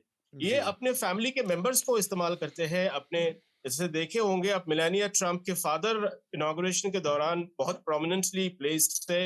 इनके जो दामाद है और उनके जो बाकी इन लॉज है, इनके बेटियों के जो फैमिली मेंबर्स हैं, उनको भी ये बड़े इम्पोर्टेंट काम के लिए, पीस बिल्डिंग एक्टिविटीज के लिए, जैसे लेबनान में, इजराइल में इस्तेमाल कर रहे हैं। तो ये पूरा उनका एक पैकेज है कि भाई जो जिस तरह के पॉलिटिकल लीडरशिप अमेरिका में अब तक आप लोगों ने देखा है, हम उस तरह के लीडर नहीं है। अगर आप एबनॉर्मल बिहेवियर की बात करें तो हम थोड़ा इसको भी याद करें, जब बिल क्लिंटन प्रेसिडेंट थे उस वक्त मोनिका लेविंस्की कांड हुआ था। तो हर प्रेसिडेंट के दौरान, हर प्रेसिडेंट्स के कार्यकाल में कुछ अजीबोगरीब घटनाएं होती है। और डोनाल्ड ट्रंप तो खैर, इनके ऊपर तो केसेस है एक तरह का। अभी जो कई न्यूज़पेपर्स ने यूके में हेडलाइन दिया कि एक कन्विक्टेड फेलन का इनॉग्रेशन सेरेमनी हुआ है, इस तरह की भी बातें हो रही है। तो बात जो है, जो कन्वेंशनल मोरालिटी है और जो कन्वेंशनल प्रैक्टिसेस है और जो स्टेट क्राफ्ट है, इसके जरिए ट्रंप नहीं आए सत्ता में, और ना ही वो अपनी जो ताकत है उसका वो प्रदर्शन उन तरीकों से करेंगे जिससे पूरी दुनिया वाकिफ है। क्योंकि उनका कहना है जो वो अपने जो प्रेसिडेंसी अपने स्टाइल में चलाएंगे और उनको उसके लिए समर्थन मिला हुआ है। ये कोई अपॉइंटेड प्रेसिडेंट तो है नहीं, एक तरह का एग्जीक्यूटिव पावर वाले प्रेसिडेंट है जिनको बहुत ज्यादा पॉपुलर वोट मिला है। तो मेरे ख्याल से ये एक तरह के, मान लीजिए, ट्रम्प स्टाइल ऑफ गवर्नेंस है, जिसमें जो सेक्रेटरी ऑफ स्टेट तो खैर मार्को रूबियो को बनाया गया है, पर साथ ही साथ जो बाकी जो नॉर्मल ब्यूरोक्रेट्स हैं उनको आप बिल्कुल ही देख नहीं पाएंगे, क्योंकि सारे के सारे जो टॉप के डिसीजंस होंगे वो उनके फैमिली मेंबर्स लेंगे। और इसके लिए पब्लिक अप्रूवल भी मिला हुआ है, क्योंकि इतने बड़े लेवल पे जो इनको जो चुना गया है। तो मैं कहूंगा कि एक नया स्टाइल ऑफ गवर्नेंस है, नई किस्म की मोरालिटी है, और जैसे पहले हुआ है बाकी प्रेसिडेंट्स के मौकों पर समय में, इसमें अगर मोरालिटी की बात को ना लाए तो बेहतर। ठीक बात है। स्मिता, आपका एक स्पर्श संक्षेप में शॉर्ट में कमेंट। नहीं, ये देखिए, ये तो विदाउट अ डाउट ये कॉन्फ्लिक्ट ऑफ इंटरेस्ट तो है ही। ये एक एथिकल इशू तो रेज होता ही है। हालांकि मैं आपकी उस बात से आग्रह नहीं करती हूँ कि भारत में होता तो प्रधानमंत्री को नाप दिया जाता। ऐसा भारत में हमें इस मुगालते में नहीं रहना चाहिए। सभी के साथ अच्छा, मतलब अगर ऐसा होता और ये माधवी एक्सेप्ट हो जाता ना यहाँ की मीडिया नापती, हम जैसे लोग ना भले ही क्वेश्चन कर रहे होते, ना जुडिशरी नापती, तो हमें इस मुगालते में तो नहीं रहना चाहिए। लेकिन ट्रम्प के ये जो क्रिप्टो करेंसी के जो कॉइन लॉन्च हुआ है, it's meme coin, meme crypto है, जो it's driven by popular internet culture trends से। और इस इंडस्ट्री से जुड़े हुए जो बड़े बड़े इवेंजलिस्ट रहे हैं, वो लोग ट्रम्प के समर्थक रहे हैं ड्यूरिंग द कैंपेन। और ट्रम्प के जो अभी पिक हैं, जो सिक्योरिटीज एक्सचेंज कमीशन को लीड करने के लिए, वो बड़े प्रो क्रिप्टो रहे हैं। तो ये तो वही बात हो गई ना कि आपने सेबी के ऐसे हेड को बनाया है जो बेसिकली या अदानी के साथ काम कर चुकी हैं, कॉन्फ्लिक्ट ऑफ इंटरेस्ट रहा है, प्रो क्रिप्टो है, तो फिर क्रिप्टो के खिलाफ कोई एथिकल कॉन्फ्लिक्ट है या नहीं, उसको कौन इन्वेस्टिगेट करेगा जब वो इन्वेस्टिगेटिव पावर्स हैं। तो I think all in all जो कल्लोल कह रहे हैं वो सही बात है कि this is not a normal presidency and this is not a normal America any more. दुनिया भर के लिए सबसे जरूरी बात यही है। दो छोटी छोटी बातें, तीन सॉरी। पहला तो जो बिलियनियर्स की आपने भीड़ देखी शपथ ग्रहण में, नहीं, उनके पूरा एडमिनिस्ट्रेशन में बिलियनियर्स जिस तरह से भरे पड़े हैं, मतलब इसलिए ऐसा लगता है कि मतलब पूरी ट्रिलियन इकोनॉमी वाले सब ही वहां पे हो गए। हाँ, तो सेक्रेटरी तो एक तो बिलियनियर इसलिए वहाँ टेक बिलियनियर सबसे ज्यादा इसलिए थे क्योंकि मैंने पिछले हफ्ते जिस चीज का जिक्र किया था कि अब ये टेक कंपनियां इतनी बड़ी हो गई हैं, जैसे हमने फेसबुक को लेकर चुनावों के समय बात की थी, अपने आप में देश के बराबर हैं, है ना, गणराज्यों के। तो उनको रेगुलेट, उनको ब्रेकअप करने की बात चल रही है। गूगल के खिलाफ काफी सख्त निर्णय आए थे अभी 2-3 महीने पहले, मुझे एग्जैक्ट डेट नहीं याद। तो वो उसको रोकना चाह रहे हैं, इसीलिए $1 मिलियन की उन्होंने सीटें खरीद के उन्होंने अपने शपथ ग्रहण की सीटें बेची हैं और रेगुलेशन से बचना चाह रहे हैं वो। दूसरा, ये बिलियनर राज का भी प्रतीक है कि बिल्कुल ओलिगार्की या बिल्कुल सीमेंट हो रही है। और एक चीज और हमें याद रखनी चाहिए कि ट्रम्प किस तरह के नेता हैं उसका आपको पता चल जाएगा अभी कल परसों में ही दिए गए बयान से। लॉस एंजलिस में बहुत आग वाग लगी, वहाँ हर साल लगती है और इस बार वो कह रहे थे कि वहाँ पे एक बहुत बड़ा नल है टोंटी जो बंद कर रखी है और वो बस टोंटी खोलनी है और फिर जैसे अंदर स्प्रिंकलर लगे होते हैं वैसे ही पानी बरसने लगेगा। तो ये ट्रम्प की समझ का स्तर है। ट्रम्प की समझ का स्तर छोड़िए, ये सब तो हिंदुस्तान में व्हाट्सएप पे चल ही रहा है बहुत दिनों से, तो उसका दूसरा जो आखिरी बात नहीं तो स्मिता ने हाँ। कही, मैं उसको करना चाहूंगा कि हाँ, हमें इस मुगालते में नहीं रहना चाहिए। दूर के ढोल सुहाव नहीं लगता, क्या यार पता। मैं बाद में जब स्मिता ने जब ये बात कही तब मुझे लगा कि हालांकि हम बेमतलब की इस बहस में सही सही में ही पढ़ रहे हैं, क्योंकि आप फ्रंट से नहीं बैक से देखिए, अपरोक्ष तरीके से देखिए तो अडानी के रूप में बहुत सारी चीजें हो रही हैं इस देश में। अचानक से बहुत बेशर्मी से एकदम से एक आदमी को बहुत सरकारी पट्टे ठेके ये एयरपोर्ट सब कुछ दिए जा रहे हैं, तो इसमें क्या मोरालिटी क्या एथिक्स है? मतलब ठीक है, आप एक जीना सा पर्दा बीच में टांग के चल रहे हैं, ट्रम्प ने कहा कि पर्दे की क्या जरूरत बस है। आपने कान उंगली से नहीं एक बर्ड से साफ कर लिया, बस उतना अंतर है। राइट। तो मैं कुणाल कामरे जैसा मजाक करते हैं ना कि मेरे भगवान और मेरे बीच में प्रधानमंत्री की क्या जरूरत है, भगवान को ही प्रधानमंत्री बना दो। तो ये मतलब डोनाल्ड ट्रम्प जो है वो स्पेन को ब्रिक्स का हिस्सा मानते हैं, ग्रीनलैंड खरीदना चाह रहे हैं। अजीबोगरीब चीजें हैं, लेकिन there is a method to his madness. और दिक्कतें होंगी, ऐसा नहीं है कि बहुत कुछ स्मूथ चलने वाला है यहाँ पर। तो ट्रम्प के मुद्दे से अब हम आगे बढ़ेंगे। मेरे ख्याल से कल्लोल हमसे सिर्फ इसी सब्जेक्ट पर बात करने के लिए जुड़े थे, लेकिन कल्लोल आपको छोड़ने से पहले मैं चाहूंगा कि आप हमारे जो लिसनर्स हैं, जो दर्शक हैं, उनको कुछ रिकमेंड करके जाएं। क्या रिकमेंड करेंगे आप? नहीं, मैं तो खैर यही कहूंगा कि ये एक गोल्डन पीरियड है अमेरिकन मीडिया को फॉलो करने का, और जितना ज्यादा अमेरिकन न्यूज़पेपर्स को पढ़ा जाए वो बेहतर है, क्योंकि बहुत ही इंटरेस्टिंग वर्ल्ड डेवलपमेंट्स हो रहे हैं।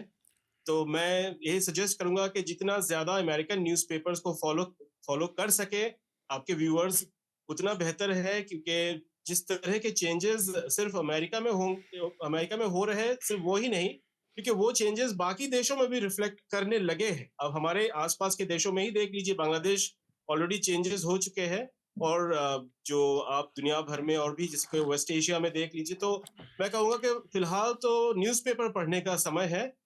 2-4 हफ्ते न्यूज़पेपर्स को ज्यादा अच्छे से पढ़े तो बेहतर। इंटरेस्टिंग है, Thank you बहुत so much. दिलचस्प है। थैंक यू हमसे जुड़ने के लिए कल्लोल। एक बड़ी इंटरेस्टिंग चीज आज के ये है, हमारे तीन के तीनों मेहमान बंगाल से ताल्लुक रखते हैं, तो आप समझ सकते हैं कि हिंदुस्तान कितना मैं दरअसल डाइवर्स। त्रिपुरा से ताल्लुकात रखता हूँ। त्रिपुरा से, कल्लोल के जाने के पहले मैं उनकी एक किताब लोगों को कहूंगी जो वो पढ़ सकते हैं, the Great Game, Rajiv Gandhi, General Zia and the unending wars Afghanistan के कॉन्टेक्स्ट में इनकी इसके पहले की आई हुई किताब है, which is a very interesting read, जो I think people can read। और बाकी द हिंदू में तो आप इनके बायलाइंस और इनकी खबरों को आप पढ़ ही सकते हैं। अब उसका लिंक शो नोट्स में ऐड कर मिल जाएगा। जी। आगे बढ़े हम, उससे पहले हमारे सब्सक्राइबर हैं, उनका लेटर है, उसको मैं पढ़ूंगा। सोम शुभ्रो चौधरी हैं, और छोटा सा उनका पत्र है, लेकिन दिलचस्प है। सबको सलाम, बस यही बोलना है था कि आप सबकी बातें बहुत मज़ेदार होती हैं। ऐसा लगता है कि सब दोस्त मिल के बात कर रहे हैं। निराशा भी होती है कि ईर्ष्या होती है, अच्छा ईर्ष्या भी होती है कि हमारे ऐसे दोस्त नहीं हैं। पर इस चक्कर में चर्चा 354 में 2 ऑनलाइन मेहमान काफ़ी देर के लिए इग्नोर हो गए थे। इग्नोर नहीं, वो फॉर्मेट ऐसा है सोम कि कई बार कुछ लोग बोलते हैं और ज़्यादा बोलते हैं, तो फिर ऑनलाइन वालों को इंतज़ार करना पड़ता है। जबकि स्टूडियो में एक फ़ायदा होता है रहने का कि आप फिज़िकली इंटरवेंशन कर सकते हैं, तो वो एक चीज़ होती है। पर ये मतलब हाँ, ऐसा नहीं कि जानबूझकर किसी को इग्नोर नहीं किया गया। और मैं हृदय की राय जानना चाहूँगा विंड एनर्जी और सोलर के बारे में। तो बहुत सारे मौक़ों पर उन्होंने इस पर बात की है, आगे भी हम किसी दिन इससे जुड़े किसी मसले पर बात करेंगे। इंडिया में कोई इनके रिसाइक्लिंग को लेकर चर्चा है, ठीक है, तो इस पर हम देखते हैं कि अगर कोई बातचीत होती है तो करेंगे। अतुल की ज़्यादा बात नहीं करूँगा, वो फिर पढ़ते ही नहीं है। मैं तो सारा ही लेटर पढ़ता हूँ, मतलब कई बार शार्दुल पढ़ देते हैं, लेकिन हम लोग आपस में बांट के ही पढ़ते हैं।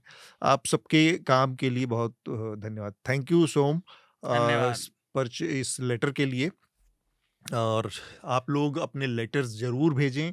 आपके लेटर से हमें इस कार्यक्रम को बेहतर करने में और सुधारने में मदद मिलती है। पत्र लिखने के 2 बहुत आसान से तरीके हैं। एक तो आप www.newslaundry.com/podcast-letters इस पर जाएँ और अपना लेटर हमें भेज दें। दूसरा तरीका है कि आप सीधे हमें मेल के ज़रिए भी भेज सकते हैं podcasts@newslaundry.com पर। यहाँ पर आप अपनी मेल भेजिए और सब्जेक्ट जो लाइन है उसमें चर्चा का ज़िक्र करें ताकि वो हमारे पास ही सीधा आए। इन 2 तरीकों से आप अपने लेटर हमें भेजें। हम अपने अगले विषय की तरफ बढ़ते हैं। हमारे साथ सब्यसाची चैटर्जी जुड़े हुए हैं जो कि कोलकाता हाई कोर्ट में वकील भी हैं और हमारी जो बातचीत है वो होने वाली है जो कोलकाता के आरजीकर मेडिकल कॉलेज में एक दुर्घटना हुई थी, एक घटना हुई थी जिसमें एक जूनियर डॉक्टर की मौत हो गई थी। इसके बाद उनके साथ बलात्कार हुआ और तो उसके जो आरोपी थे संजय रॉय उनको अब वहाँ की अदालत ने अ, आजीवन कारावास की सज़ा दी है, पूरी उम्र ताउम्र कैद की सज़ा दी है, लेकिन उसको लेकर एक विवाद खड़ा हो गया है कि उनको फांसी की सज़ा होनी चाहिए, फांसी की सज़ा दी जानी चाहिए। खुद पश्चिम बंगाल की जो सरकार है, ममता बनर्जी की, उन्होंने भी कहा है कि हम हाई कोर्ट में इस मामले को लेकर जाएँगे और उनसे उनके लिए फांसी की सज़ा की माँग करेंगे। तो उसको लेकर एक एक एक बहस है, वो है और कैपिटल पनिशमेंट को लेकर ओवरऑल एक बहस इस देश में चल रही है। अ तो मैं चूँकि स्मिता के पास समय बहुत कम है, स्मिता का पहले कमेंट फिर इसके बाद सब्यसाची के पास आएँगे क्योंकि सब्यसाची से हमें कई सारी चीज़ें इस विषय पर बात करनी है। लेकिन पहला कमेंट मैं स्मिता से लेकर और फिर स्मिता को हम यहाँ पर छोड़ेंगे। जो कैपिटल पनिशमेंट को लेकर जो बहस है और ख़ासकर इस मसले में को वो किस तरह से देख रही हैं, एक महिला के तौर पर और जो ओवरऑल एक वुमेन सिक्योरिटी सेफ्टी का मसला रहता है उस नज़रिए से। क्या कैपिटल पनिशमेंट नहीं एक डेटरेंस है? अतुल देखिए इस पूरे मसले में जिस तरीके से कोर्ट में जो विक्टिम के पेरेंट्स हैं उन लोगों ने कहा था कि हम पूरी तरीके से सेटिस्फाइड तभी होंगे जब अगर इनको फांसी की सजा दी जाती है। वो उनकी सेंटिमेंट को मैं पूरी तरह से रिस्पेक्ट करती हूँ, लेकिन मैं अभी भी कन्विंस नहीं हूँ कि कैपिटल पनिशमेंट से क्या रेप के रेट्स घट सकते हैं। कैपिटल पनिशमेंट से क्या सही में समाज में जो है पूरी तरीके से ये इस तरह के घिनौने और बहुत बेहद ही जो संगीन अपराध हैं वो बंद हो जाएंगे। मेरे पास वो डेटा नहीं है जो इस ओर पॉइंट आउट कर सके। और कोर्ट ने जिस तरीके से कहा कि prosecution had to prove beyond doubt कि इसमें इनके रिफॉर्मेशन को लेकर कोई चांस नहीं थे। लेकिन मैं सिर्फ इतना सा कहना सा चाहूंगी जरूर कि इस पूरे मसले में देखिए जब जब लोग चाहते हैं ये 66 डेज आई थिंक के अंदर में जो है हमने ट्रायल प्रोसेस को होते हुए देखा which is quite fast compared to Indian judiciary standards. हाँ। इंडिया में लॉ तभी डेटरेंस बन पाएगा जब the wheels of justice move fast. जब ये इक्का दुक्का केस सिर्फ उन केसेस में नहीं हो जो मीडिया में सुर्खियां बने या जिसको लेकर लोग सड़कों पर जाएं, वो निर्भया हो, वो आर्जीकर हो और तब wheels of justice fast track हो। जब हर एक केस पर व्हील्स ऑफ जस्टिस जल्दी मूव करेंगी और जब लोगों को जल्दी अरेस्ट किया जाएगा अक्यूज को, जब ऐसा लगेगा कि नहीं सही में जो कानून है वो सिर्फ कागजी नहीं है, उसको लोग इम्प्लीमेंट करते हैं और जब उसको पॉलिटिकल कलरिंग नहीं दी जाएंगी इन तमाम चीजों के ट्रायल प्रोसेसेस को, लीगल प्रोसेसेस को, वो हाथरस हो, वो कठुआ रेप हो, वो तमाम दूसरे जगह के वो आपके गुजरात में रेपिस्ट के पैरोल पर निकलने की बात हो, तब तक वो लॉ डेटरेंस का काम नहीं कर सकता है। It is link to a larger issue जो हमें समझना जरूरी है। तो इसलिए मैं ये कहूंगी कि यहाँ पर ये अच्छी बात है कि इन लोगों ने, और मुझे लगता है कि बहुत सारे प्रोटेस्टर्स नाराज हुए थे उनको क्योंकि एक थियरी फ्लोट की गई थी कि ये गैंगरेप केस है, जो ऐसा नहीं लग रहा था, उसके लिए कोई एविडेंस नहीं था। कोल्यूजन ऑफ द प्रिंसिपल की बात अलग है, वो एक अलग लेवल पर हो सकती है कि उन्होंने एक खुली छूट दी, लेकिन क्या सही में देवर मल्टीपल रेपिस्ट्स, इस और कोई थियरी नहीं आई। बहुत सारे फॉल्स केसेस आए थे। तो जब तक लीडरशिप की एम्पैथी ना हो, पॉलिटिकल लीडरशिप की, शुरुआती रूप में जो बॉचअप्स दिखे इस केस में, पुलिस ने आकर कह दिया कि अननेचुरल डेथ है, ममता ने आकर विक्टिम शेमिंग कर दी थी, इन सारे चीजों से सीखने की जरूरत है। और जब तक व्हील्स ऑफ जस्टिस हर मसले में, वो भारत के किसी भी कोने में हो, जब तक इक्वल स्पीड के साथ, इक्वल ट्रांसपेरेंसी के साथ काम ना करे, मुझे नहीं लगता कि आप अगर इक्का दुक्का केस में फांसी दे भी दे तो law will start being a deterrence. ठीक बात है। स्मिता हमारे साथ जुड़ने के लिए मैं चाहूंगा कि जाने से पहले आप हमारे दर्शकों के लिए अपना रिकमेंडेशन देकर जाएं। एक तो आपने दे ही दिया है।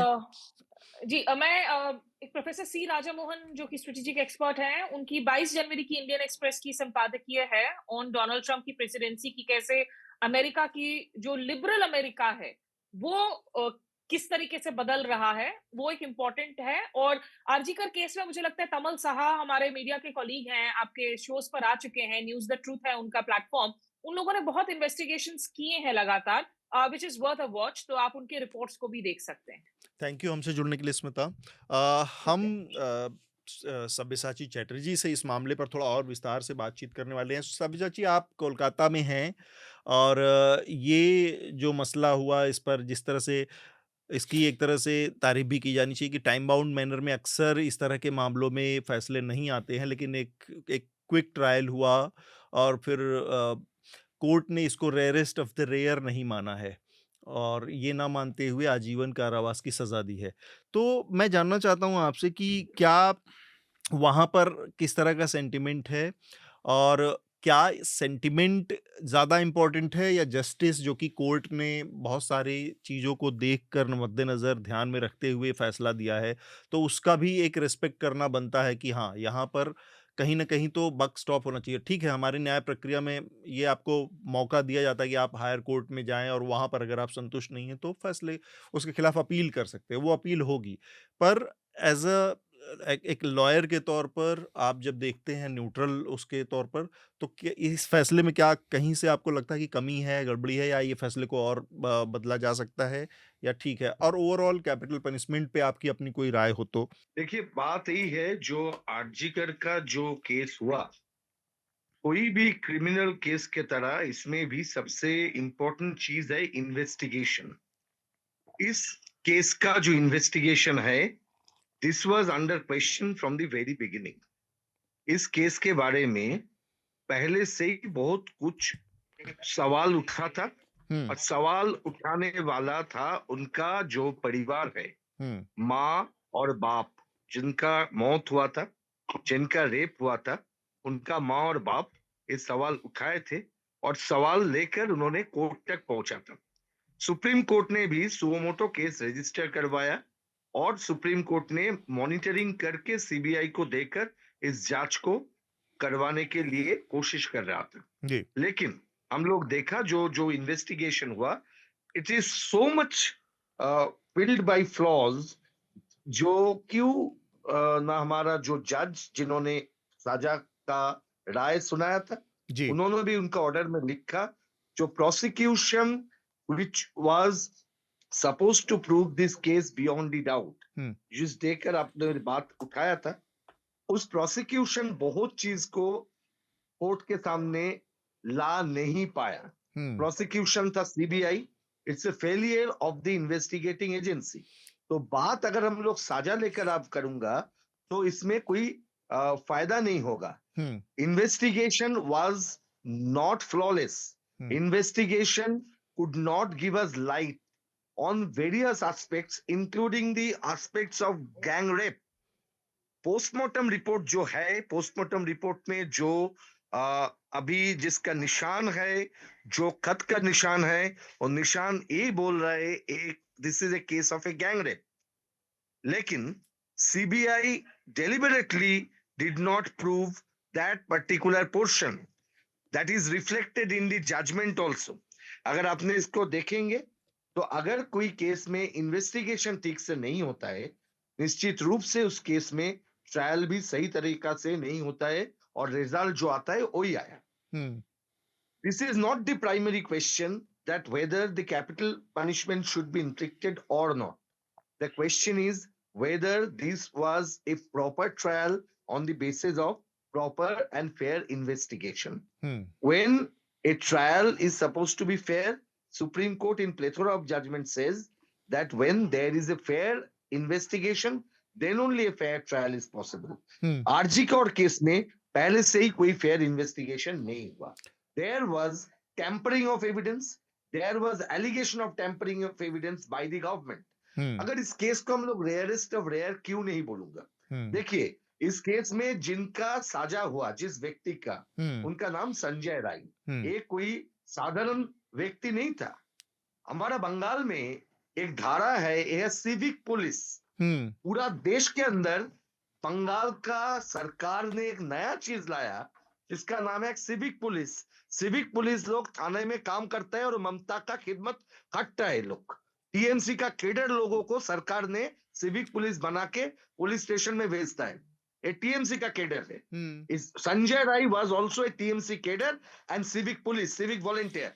तो हम अच्छा। लोग ये बात मत भूले, पहले इस बात को याद करना पड़ेगा, जो रेपिस्ट है इसके साथ एक सरकारी तकमा जुड़ा है, वो सिविक पुलिस थे और उसका कुछ काम है, जो काम किया सिक्योरिटी के बारे में। आपने देखा चीफ जस्टिस चंद्रचूड़ ने सुप्रीम कोर्ट का जब सवाल चल रहा था, इस बात को लेकर सवाल उठाए थे और बंगाल सरकार को इस बात में पूरा हलफनामा देने के लिए निर्देश दिया गया था सुप्रीम कोर्ट की तरफ से, जो कितना सिविक वॉलंटियर्स बंगाल में है और काम करता है। तो ये नया सवाल है, जो सिक्योरिटी के लिए जो आदमी है वो लोग ही रेप कर रहे हैं। तो बात यही है, पहले से ही बंगाल का सरकार इस केस का सही रूप से इन्वेस्टिगेशन नहीं चाहता, उसीलिए सरकार, आपको याद रहेगा 2 दिन घटना के बाद ही ममता जी ने इस बात बताया था, जो 1 हफ्ता टाइम दीजिए, give us 1 week time, then we will give the investigation to CBI. उसके बाद कलकत्ता हाई कोर्ट ने डिसीजन दिया the matter should be immediately handed over to CBI. लेकिन सीबीआई भी उस बात को एस्टेब्लिश करने का कोशिश नहीं किया, आंसर देने का कोशिश नहीं किया, and now this is reflected from the judgment. So if you read the judgment, the question is not, you will find that it is not the question of capital punishment आप or not, मैं but it एक is a चीज और question of पूछना चाह fair रहा हूँ justice. Sabyasachi, इसमें चूंकि आप बता रहे हैं कि इन्वेस्टिगेशन से संतुष्ट नहीं है और उस वजह से जो सजा हुई उससे भी संतुष्ट नहीं, क्योंकि ट्रायल फेयर नहीं मानते हैं आप। अगर आप इसमें हमको पॉइंट में बता सकें कुछ चीजें। एक चीज आपने बताई इसमें कि गैंगरेप का एंगल जो है, इसके अलावा क्या ऐसे कुछ इंपॉर्टेंट पॉइंट की इन्वेस्टिगेशन में ये चीजें कंसीडर नहीं की गई? साथ में मेरा सवाल एक और भी है इसमें कि अगर ये इतना बॉच्ड अप इन्वेस्टिगेशन है, तो इतने बॉच्ड अप इन्वेस्टिगेशन के आधार पर फिर तो उसको आजीवन कारावास, ताउम्र कैद भी नहीं सुनाया जाना चाहिए था, फिर तो वो बच जाना चाहिए था, लेकिन वो तो सुनाया है कोर्ट ने। बात यही है, अब अगर आप देखेंगे एक जजमेंट को लेकर, तो अभी तो खत्म नहीं हुआ, इसमें आपको हाई कोर्ट है, सुप्रीम कोर्ट है, और एक judgment would be tested on the basis of its merit and on the basis of the logics and law given by the जज। ना अगर बात ये है कि इन्वेस्टिगेशन क्यों नहीं है, why we are saying that investigation was failed by flaws. The first thing, अगर देखेंगे 9 अगस्त को इस घटना घटा था, और उसके बाद से चालू करके 14 अगस्त रात को जब पूरा बंगाल में वो नाइट जब विजिल चल रहा था, जब महिलाओं ने रास्ते में सड़क पर उतार के जब उनका जो हमारा जो उनका जो प्रोग्राम कर रहा था, प्रोटेस्ट कर रहे थे, उस समय एक घटना घटा था आरजीकर हॉस्पिटल में, जो सेमिनार रूम, जिस सेमिनार रूम को आज इस जजमेंट में भी प्लेस ऑफ ऑकरेंस माना गया है, उस सेमिनार रूम को ऑल्टर करने के लिए एक टेंडर, बिना टेंडर में पहले वाला टेंडर को यूज करके काम चालू हुआ था। कौन करता है? घटना के 5 दिन के अंदर एक सेमिनार रूम जो दिखाया गया है प्लेस ऑफ ऑकरेंस बोलकर, उस प्लेस ऑफ ऑकरेंस में अभी ऑल्टर कर रहा था, कुछ काम कर रहा था, एविडेंस के साथ who had initiated the process. That is one. Number 2, that the inquest of the victim, where it was done, who have done it, postmortem, who has given the liberty to the postmortem doctor to conduct postmortem after 5 p.m. There is a standing order of the Kolkata police and government of West Bengal that no postmortem would take place beyond 4:30. Why it was done after 5 p.m.? What has prompted them to do so? They failed to discharge their duty to पर इससे तो satisfy the आपके victim. पर इससे तो आपके के ही दोनों बयानों में कॉन्फ्लिक्ट पैदा होता है कि आप कह रहे हैं कि 5 जो पोस्टमार्टम कर रहा था वो गलत तरीके से या गलत टाइम पे कर रहा था, फिर कह रहे हैं कि उसमें गैंगरेप का भी बात आया है, तो अगर वो फेयर नहीं होता तो ये सारी बातें कहाँ से आती? So that's why the entire trial was based on the evidences which were not collected or which were collected but not produced properly. Okay, This ठीक is a बात है। case where the prosecution has miserably failed okay, to produce proper evidence to unearth the truth. ठीक बात। शार्दुल? मैं थोड़ा सा capital punishment के नजरिए से इसको जानना चाह रहा था। तो कैपिटल पनिशमेंट पे मैं बोलूँगा जो हुँ। एक दो बातें। हुँ। एक तो जो इनिशियल डिबेट वैसे पब्लिक लाइफ में चल रही है, हुँ। तो इस पर मेरा कम से कम मेरा व्यक्तिगत विचार तो यही है हुँ। कि अपराध की नृशंसता जो है, ये निर्णित नहीं कर सकती कि अपराध कितना रेयर है या नहीं है, सज़ा क्या होगी। दूसरा, हर अपराध को देखने का तरीका होता है, तो पीड़ित का परिवार जो भावनात्मक रूप से जुड़ा होता है। दूसरा, समाज जैसे देखता है, और तीसरा, आप उसे न्यायिक व्यवस्था के रूप में कैसे देखते हैं। तो जब जजों के ऊपर ये जिम्मेदारी है, तो कम से कम हमें अपने इतना तो उन पर भरोसा करना ही चाहिए। अब इस केस के मामले में जो सव्यसाची जो कह रहे हैं, और हमने भी जब इस पर लंबे बात की थी, जब ये हुआ था और उसके बाद कई बार, तो ये बात घूम फिर कर, और सुनने वालों को ये भी लग सकता है कि मैं फिर से वही बात ला रहा हूँ, बट ये इसी कड़वी सच्चाई की ओर इशारा करता है कि हमारे देश में पुलिस रिफॉर्म लटके हुए हैं, उनकी बहुत ज़रूरत है, और जब तक ये लटके रहेंगे तब तक जनता का न्याय व्यवस्था पे भरोसा नहीं बनेगा।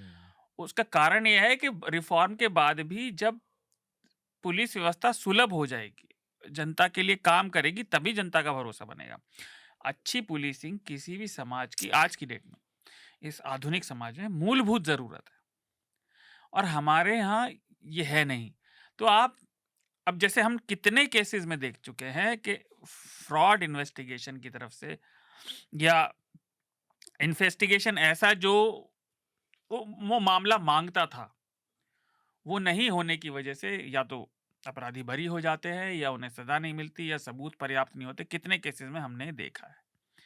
तो ये एक लटकी हुई चीज़ है, और ये हर मामले में कोई डाउट क्रिएट करती है कि अगर इन्वेस्टिगेशन ठीक नहीं हुआ तो आप किस चीज़ पे पुलिस ने जो सबमिट किया भरोसा करेंगे, नहीं करेंगे। और आप और हम पत्रकारिता के करियर की वजह से देखते हैं कि पुलिस का रवैया, जब तक कोई एक्स्ट्रा प्रेशर ना हो, चाहे वो मीडिया का हो, या सेलिब्रिटी हो, या राजनीतिक हो, या धन का हो, आम जनता के लिए पुलिस काम नहीं करती, वो काम करने से बचती है, और ये एक बहुत बड़ी समस्या है। ठीक बात। रही बात आपका जो सवाल कैपिटल पनिशमेंट पे है, तो देखिए, ये तो व्यक्तिगत मुँह है, मैं कैपिटल पनिशमेंट के खिलाफ नहीं हूँ। कई मामलों में उसकी आवश्यकता होती है, और ये एक बहुत ही क्रिश्चियन कॉन्सेप्ट है, ह्यूमन लाइफ वाला। इंसान की जान इतनी हिंदुस्तान में तो बिल्कुल भी कीमती नहीं है, कुछ लोग नहीं डिजर्व करते, और सरकार अपनी पैसा ना ही खर्च करे उन्हें जेलों में पालने में, तो अच्छा है। ठीक बात। मैं बस इसमें एक चीज़ जोड़ना चाह रहा हूँ कि सज़ा का जो न्याय के उसमें सज़ा का जो पक्ष है, सज़ा का जो कॉन्सेप्ट है, जो विचार है, वो विचार कुछ चीज़ों की डिमांड करता है, और विचार ये है कि उससे जो गड़बड़ी है, जो अपराध है ना, जो उसको ख़त्म किया जाए, या उससे दूर करने की, या उससे आदमी को कम से कम दूर रहने के लिए प्रेरित किया जाए। तो व्यक्तिगत रूप से मैं थोड़ा-सा जैसे कैपिटल पनिशमेंट को लेकर मेरा विचार ये है कि थोड़ा मैं कन्फ्यूज़ हूँ उसमें कि होना चाहिए, नहीं होना चाहिए, तो उस एब्सोल्यूट टर्म में नहीं जाऊँगा। लेकिन मेरा जो सोचने का तरीका ये है कि भई ये कितना बड़ा डिटरेंस है। जैसे इस देश में समय-समय पर कुछ वाक़ये होते हैं, और वो एक बहुत बड़ा आंदोलन बन जाता है। जैसे आरजीकर एक मोमेंट था। दिल्ली में निर्भया का जो 2012 वाला कांड हुआ, वो एक मोमेंट था। वो इतना बड़ा मोमेंट था कि कानून बदले गए, बहुत सारी चीज़ें हुई। अब इसमें होता है कि जो विक्टिम है उसका एक इमीडिएट जो फैमिली है उसका एक, वो मेरे साथ, मेरे घर परिवार के साथ कोई घटना हुई, तो वो मेरा एक बहुत बड़ा इमोशनल आउटबर्स्ट होता है उस पे। तो ज़ाहिरन मैं उस नज़रिए से सोचूँगा, जो मेरा नज़रिया होगा वो बहुत ही बायस्ड प्रेजुडिस होगा कि जी। जो अपराधी है इसको यहीं पर मार के ख़त्म करना चाहिए, जो भी हो। तो एक ये नज़रिया, तो इस नज़रिए में असंतुलन बहुत है, क्योंकि हाँ। जो इमीडिएट फैमिली का उसका कंसर्न है, उसका जो अटैचमेंट है, वो चीज़ें, सारा विचार ही न्याय का यहीं से आया कि तीसरा आदमी फैसला करता है, एक सिस्टम बना हुआ है, वो फैसला करता है ताकि वो चीज़ों को बहुत समग्रता में, बहुत डिटेल में दूर से देख सके और फिर फैसला करे। दूसरा ये कि जो समस्या है, कभी इतने बड़े-बड़े मोमेंट के बाद ये चीज़ें खत्म नहीं होती। निर्भया हुआ, निर्भया के ठीक 1 महीने बाद, जब ये पूरा देश जल रहा था, 1 महीने, 2 महीने, 3 महीने के बाद, इसी दिल्ली में उसी तरह के ग्रूसम बहुत सारे रेप हुए। एक मामला तो ऐसा था जिसमें 3 साल की बच्ची के साथ रेप हुआ था, वो सब।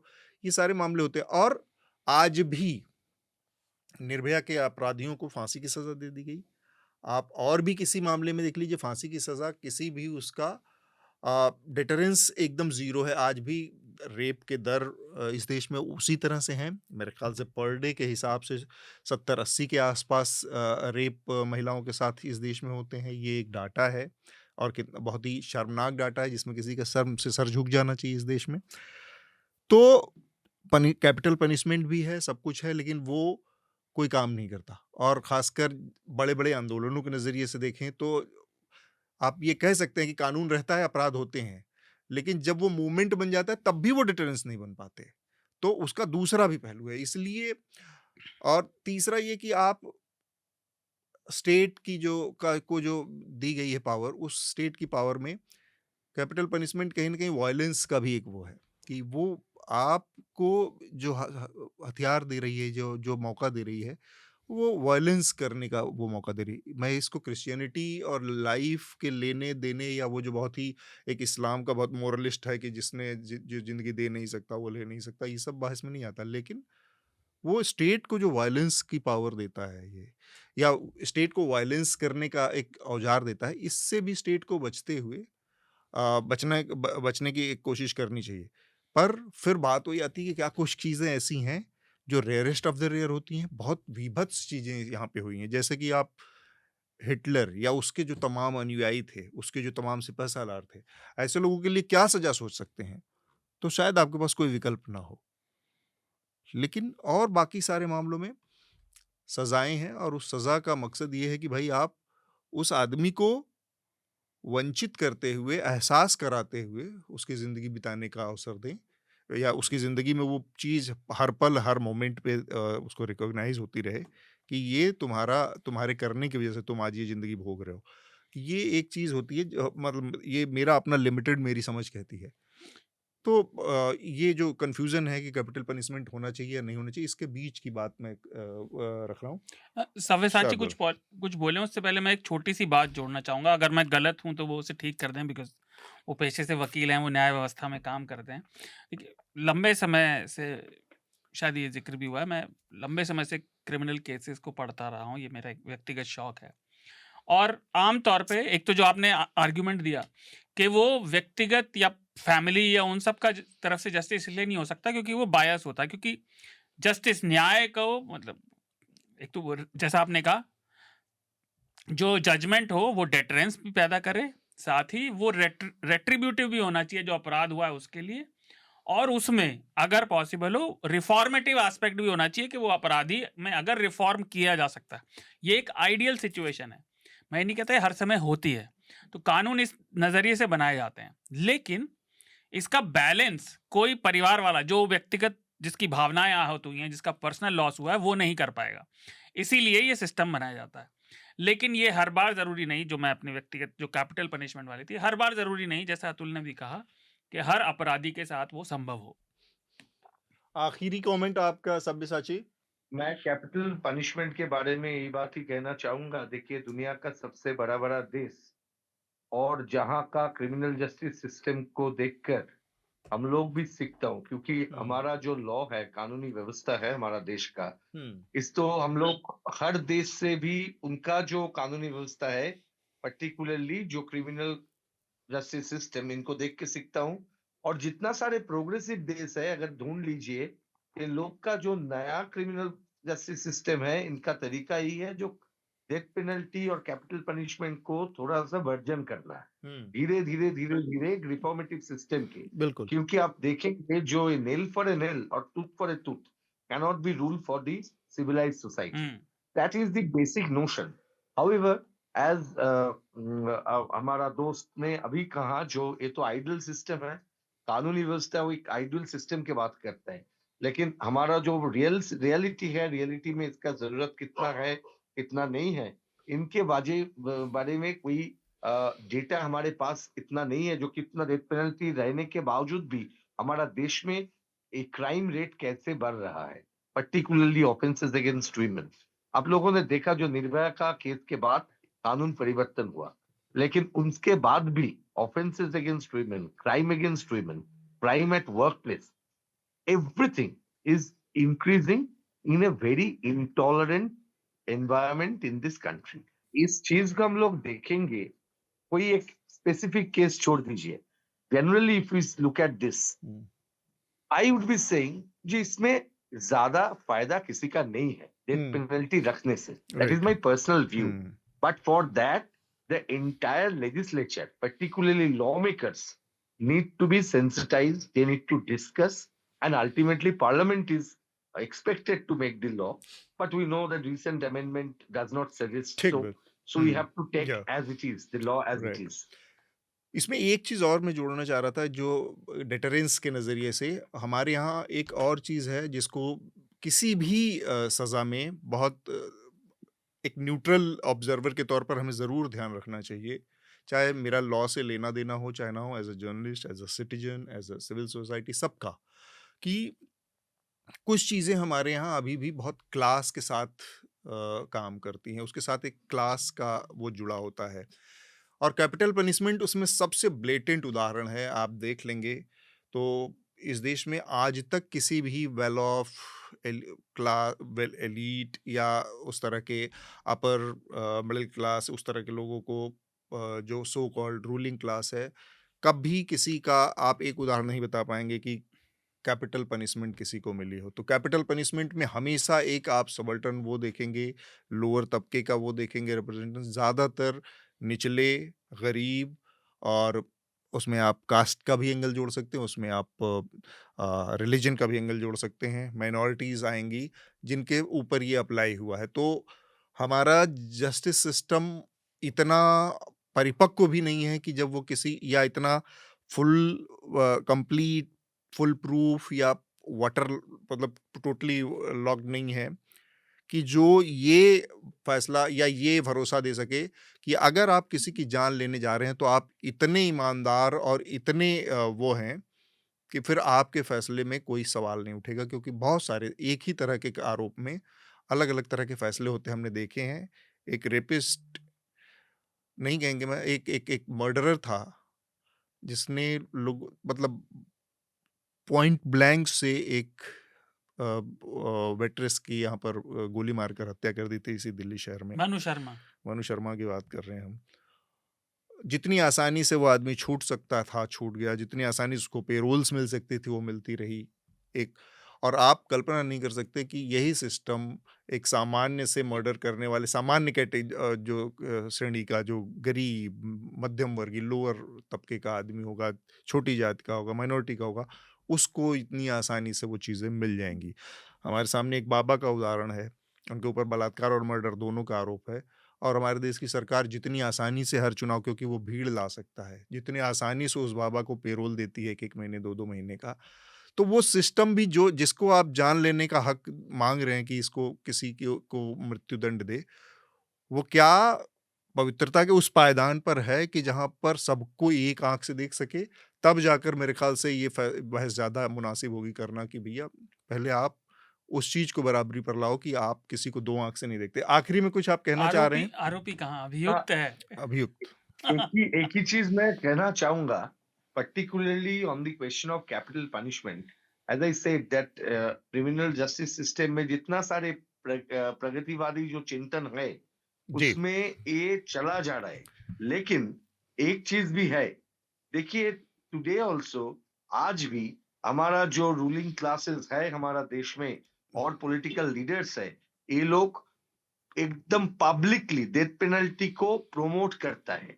जैसा कल हमारा बंगाल का सरकार, जो इस मैटर में कोई पार्टी नहीं था, सरकार ने अपील करके बोला डेथ पेनल्टी दो, मैं मान लेता था विक्टिम का परिवार जो हम लोग बोला उनके दिमाग में दूसरा फैक्टर डेटरेंस कम कर सकता है, डिस्ट्रीब्यूशन कम कर सकता है, लेकिन राष्ट्र उनके तो दूसरा कर्तव्य है, जो कर्तव्य कभी नहीं बोल सकता है जो tooth for a tooth and nail for a nail will be the rule of the day, क्योंकि हमारा constitution we still believe in the Gandhian philosophy, in our directive principles, so we have to believe in that. But अगर मैं एक चीज फिर से याद करवाऊंगा, इस आरजीकर मामले का पहला सवाल अगर ढूंढना है तो आपको 9 अगस्त रात को पहुंचना पड़ेगा, 14 अगस्त रात को पहुंचना पड़ेगा। This was not only question of a rape and murder, but it is a rape and murder by one civic volunteer who is well connected with the administration. ठीक बात। तो इसके साथ ही हम अपनी आज की इस चर्चा को रोकेंगे। अगर शार्दुल आपको इसमें कुछ और जोड़ना है? नहीं, तो फिर हम रिकमेंडेशन लेंगे आप सबका और फिर इसके बाद आज की चर्चा को खत्म करेंगे। सबसे पहले मैं चाहूंगा कि शार्दुल आप अपना रिकमेंडेशन दें। इस हफ्ते एक ही रिकमेंडेशन है। हाँ।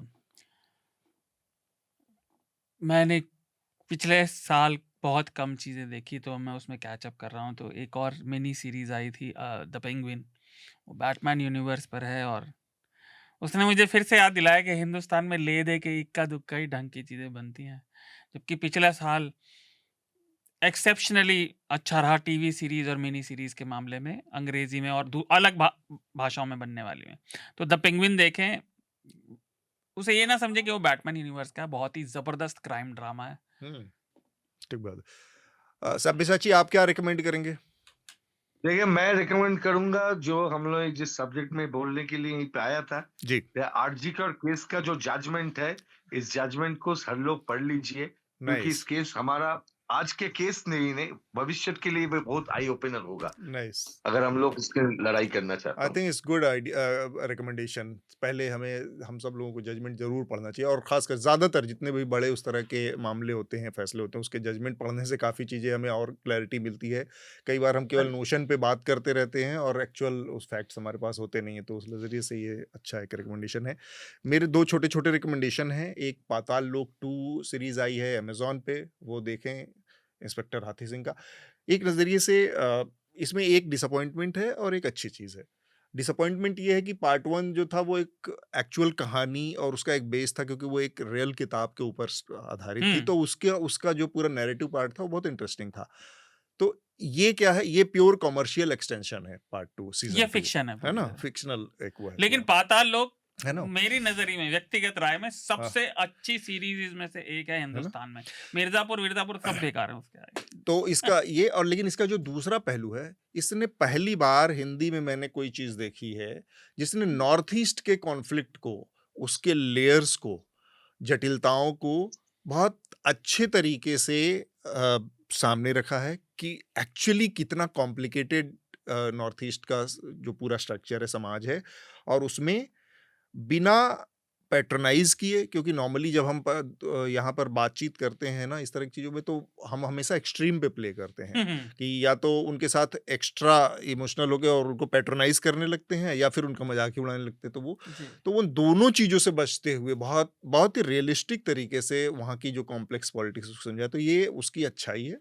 और दूसरा तो मैंने जो उसकी गड़बड़ी हो तो बता ही दिया कि वो एक तरह से पूरा फिक्शनल एक्सटेंशन है, कॉमर्शियल तरीके से। गड़बड़ी क्या होता, आपकी इतनी शिकायत हुई। हाँ, और दूसरा मेरा है जो कैपिटल पनिशमेंट को लेकर आज इंडियन एक्सप्रेस में अभिजीत पाठक का एक बहुत बढ़िया ऑपेड भी छपा है। ऑपेड उसको पढ़ सकते हैं आप, तो थोड़ा सा उससे और कुछ नजरिए विकसित करने में मदद मिलेगी। इसके साथ ही हम अपनी आज की चर्चा को यहाँ पर रोकेंगे। आप सबका बहुत बहुत शुक्रिया, शार्दुल, सब्यसाची, स्मिता, इसके अलावा हमारे साथ जुड़ने के लिए कल्लूल, आपको भी बहुत बहुत शुक्रिया। Bye bye. आपको उन मीडिया संस्थानों को समर्थन देना होगा जो सरकारी विज्ञापनों पर निर्भर नहीं है। न्यूज लॉन्ड्री ऐसा ही मीडिया प्लेटफॉर्म है।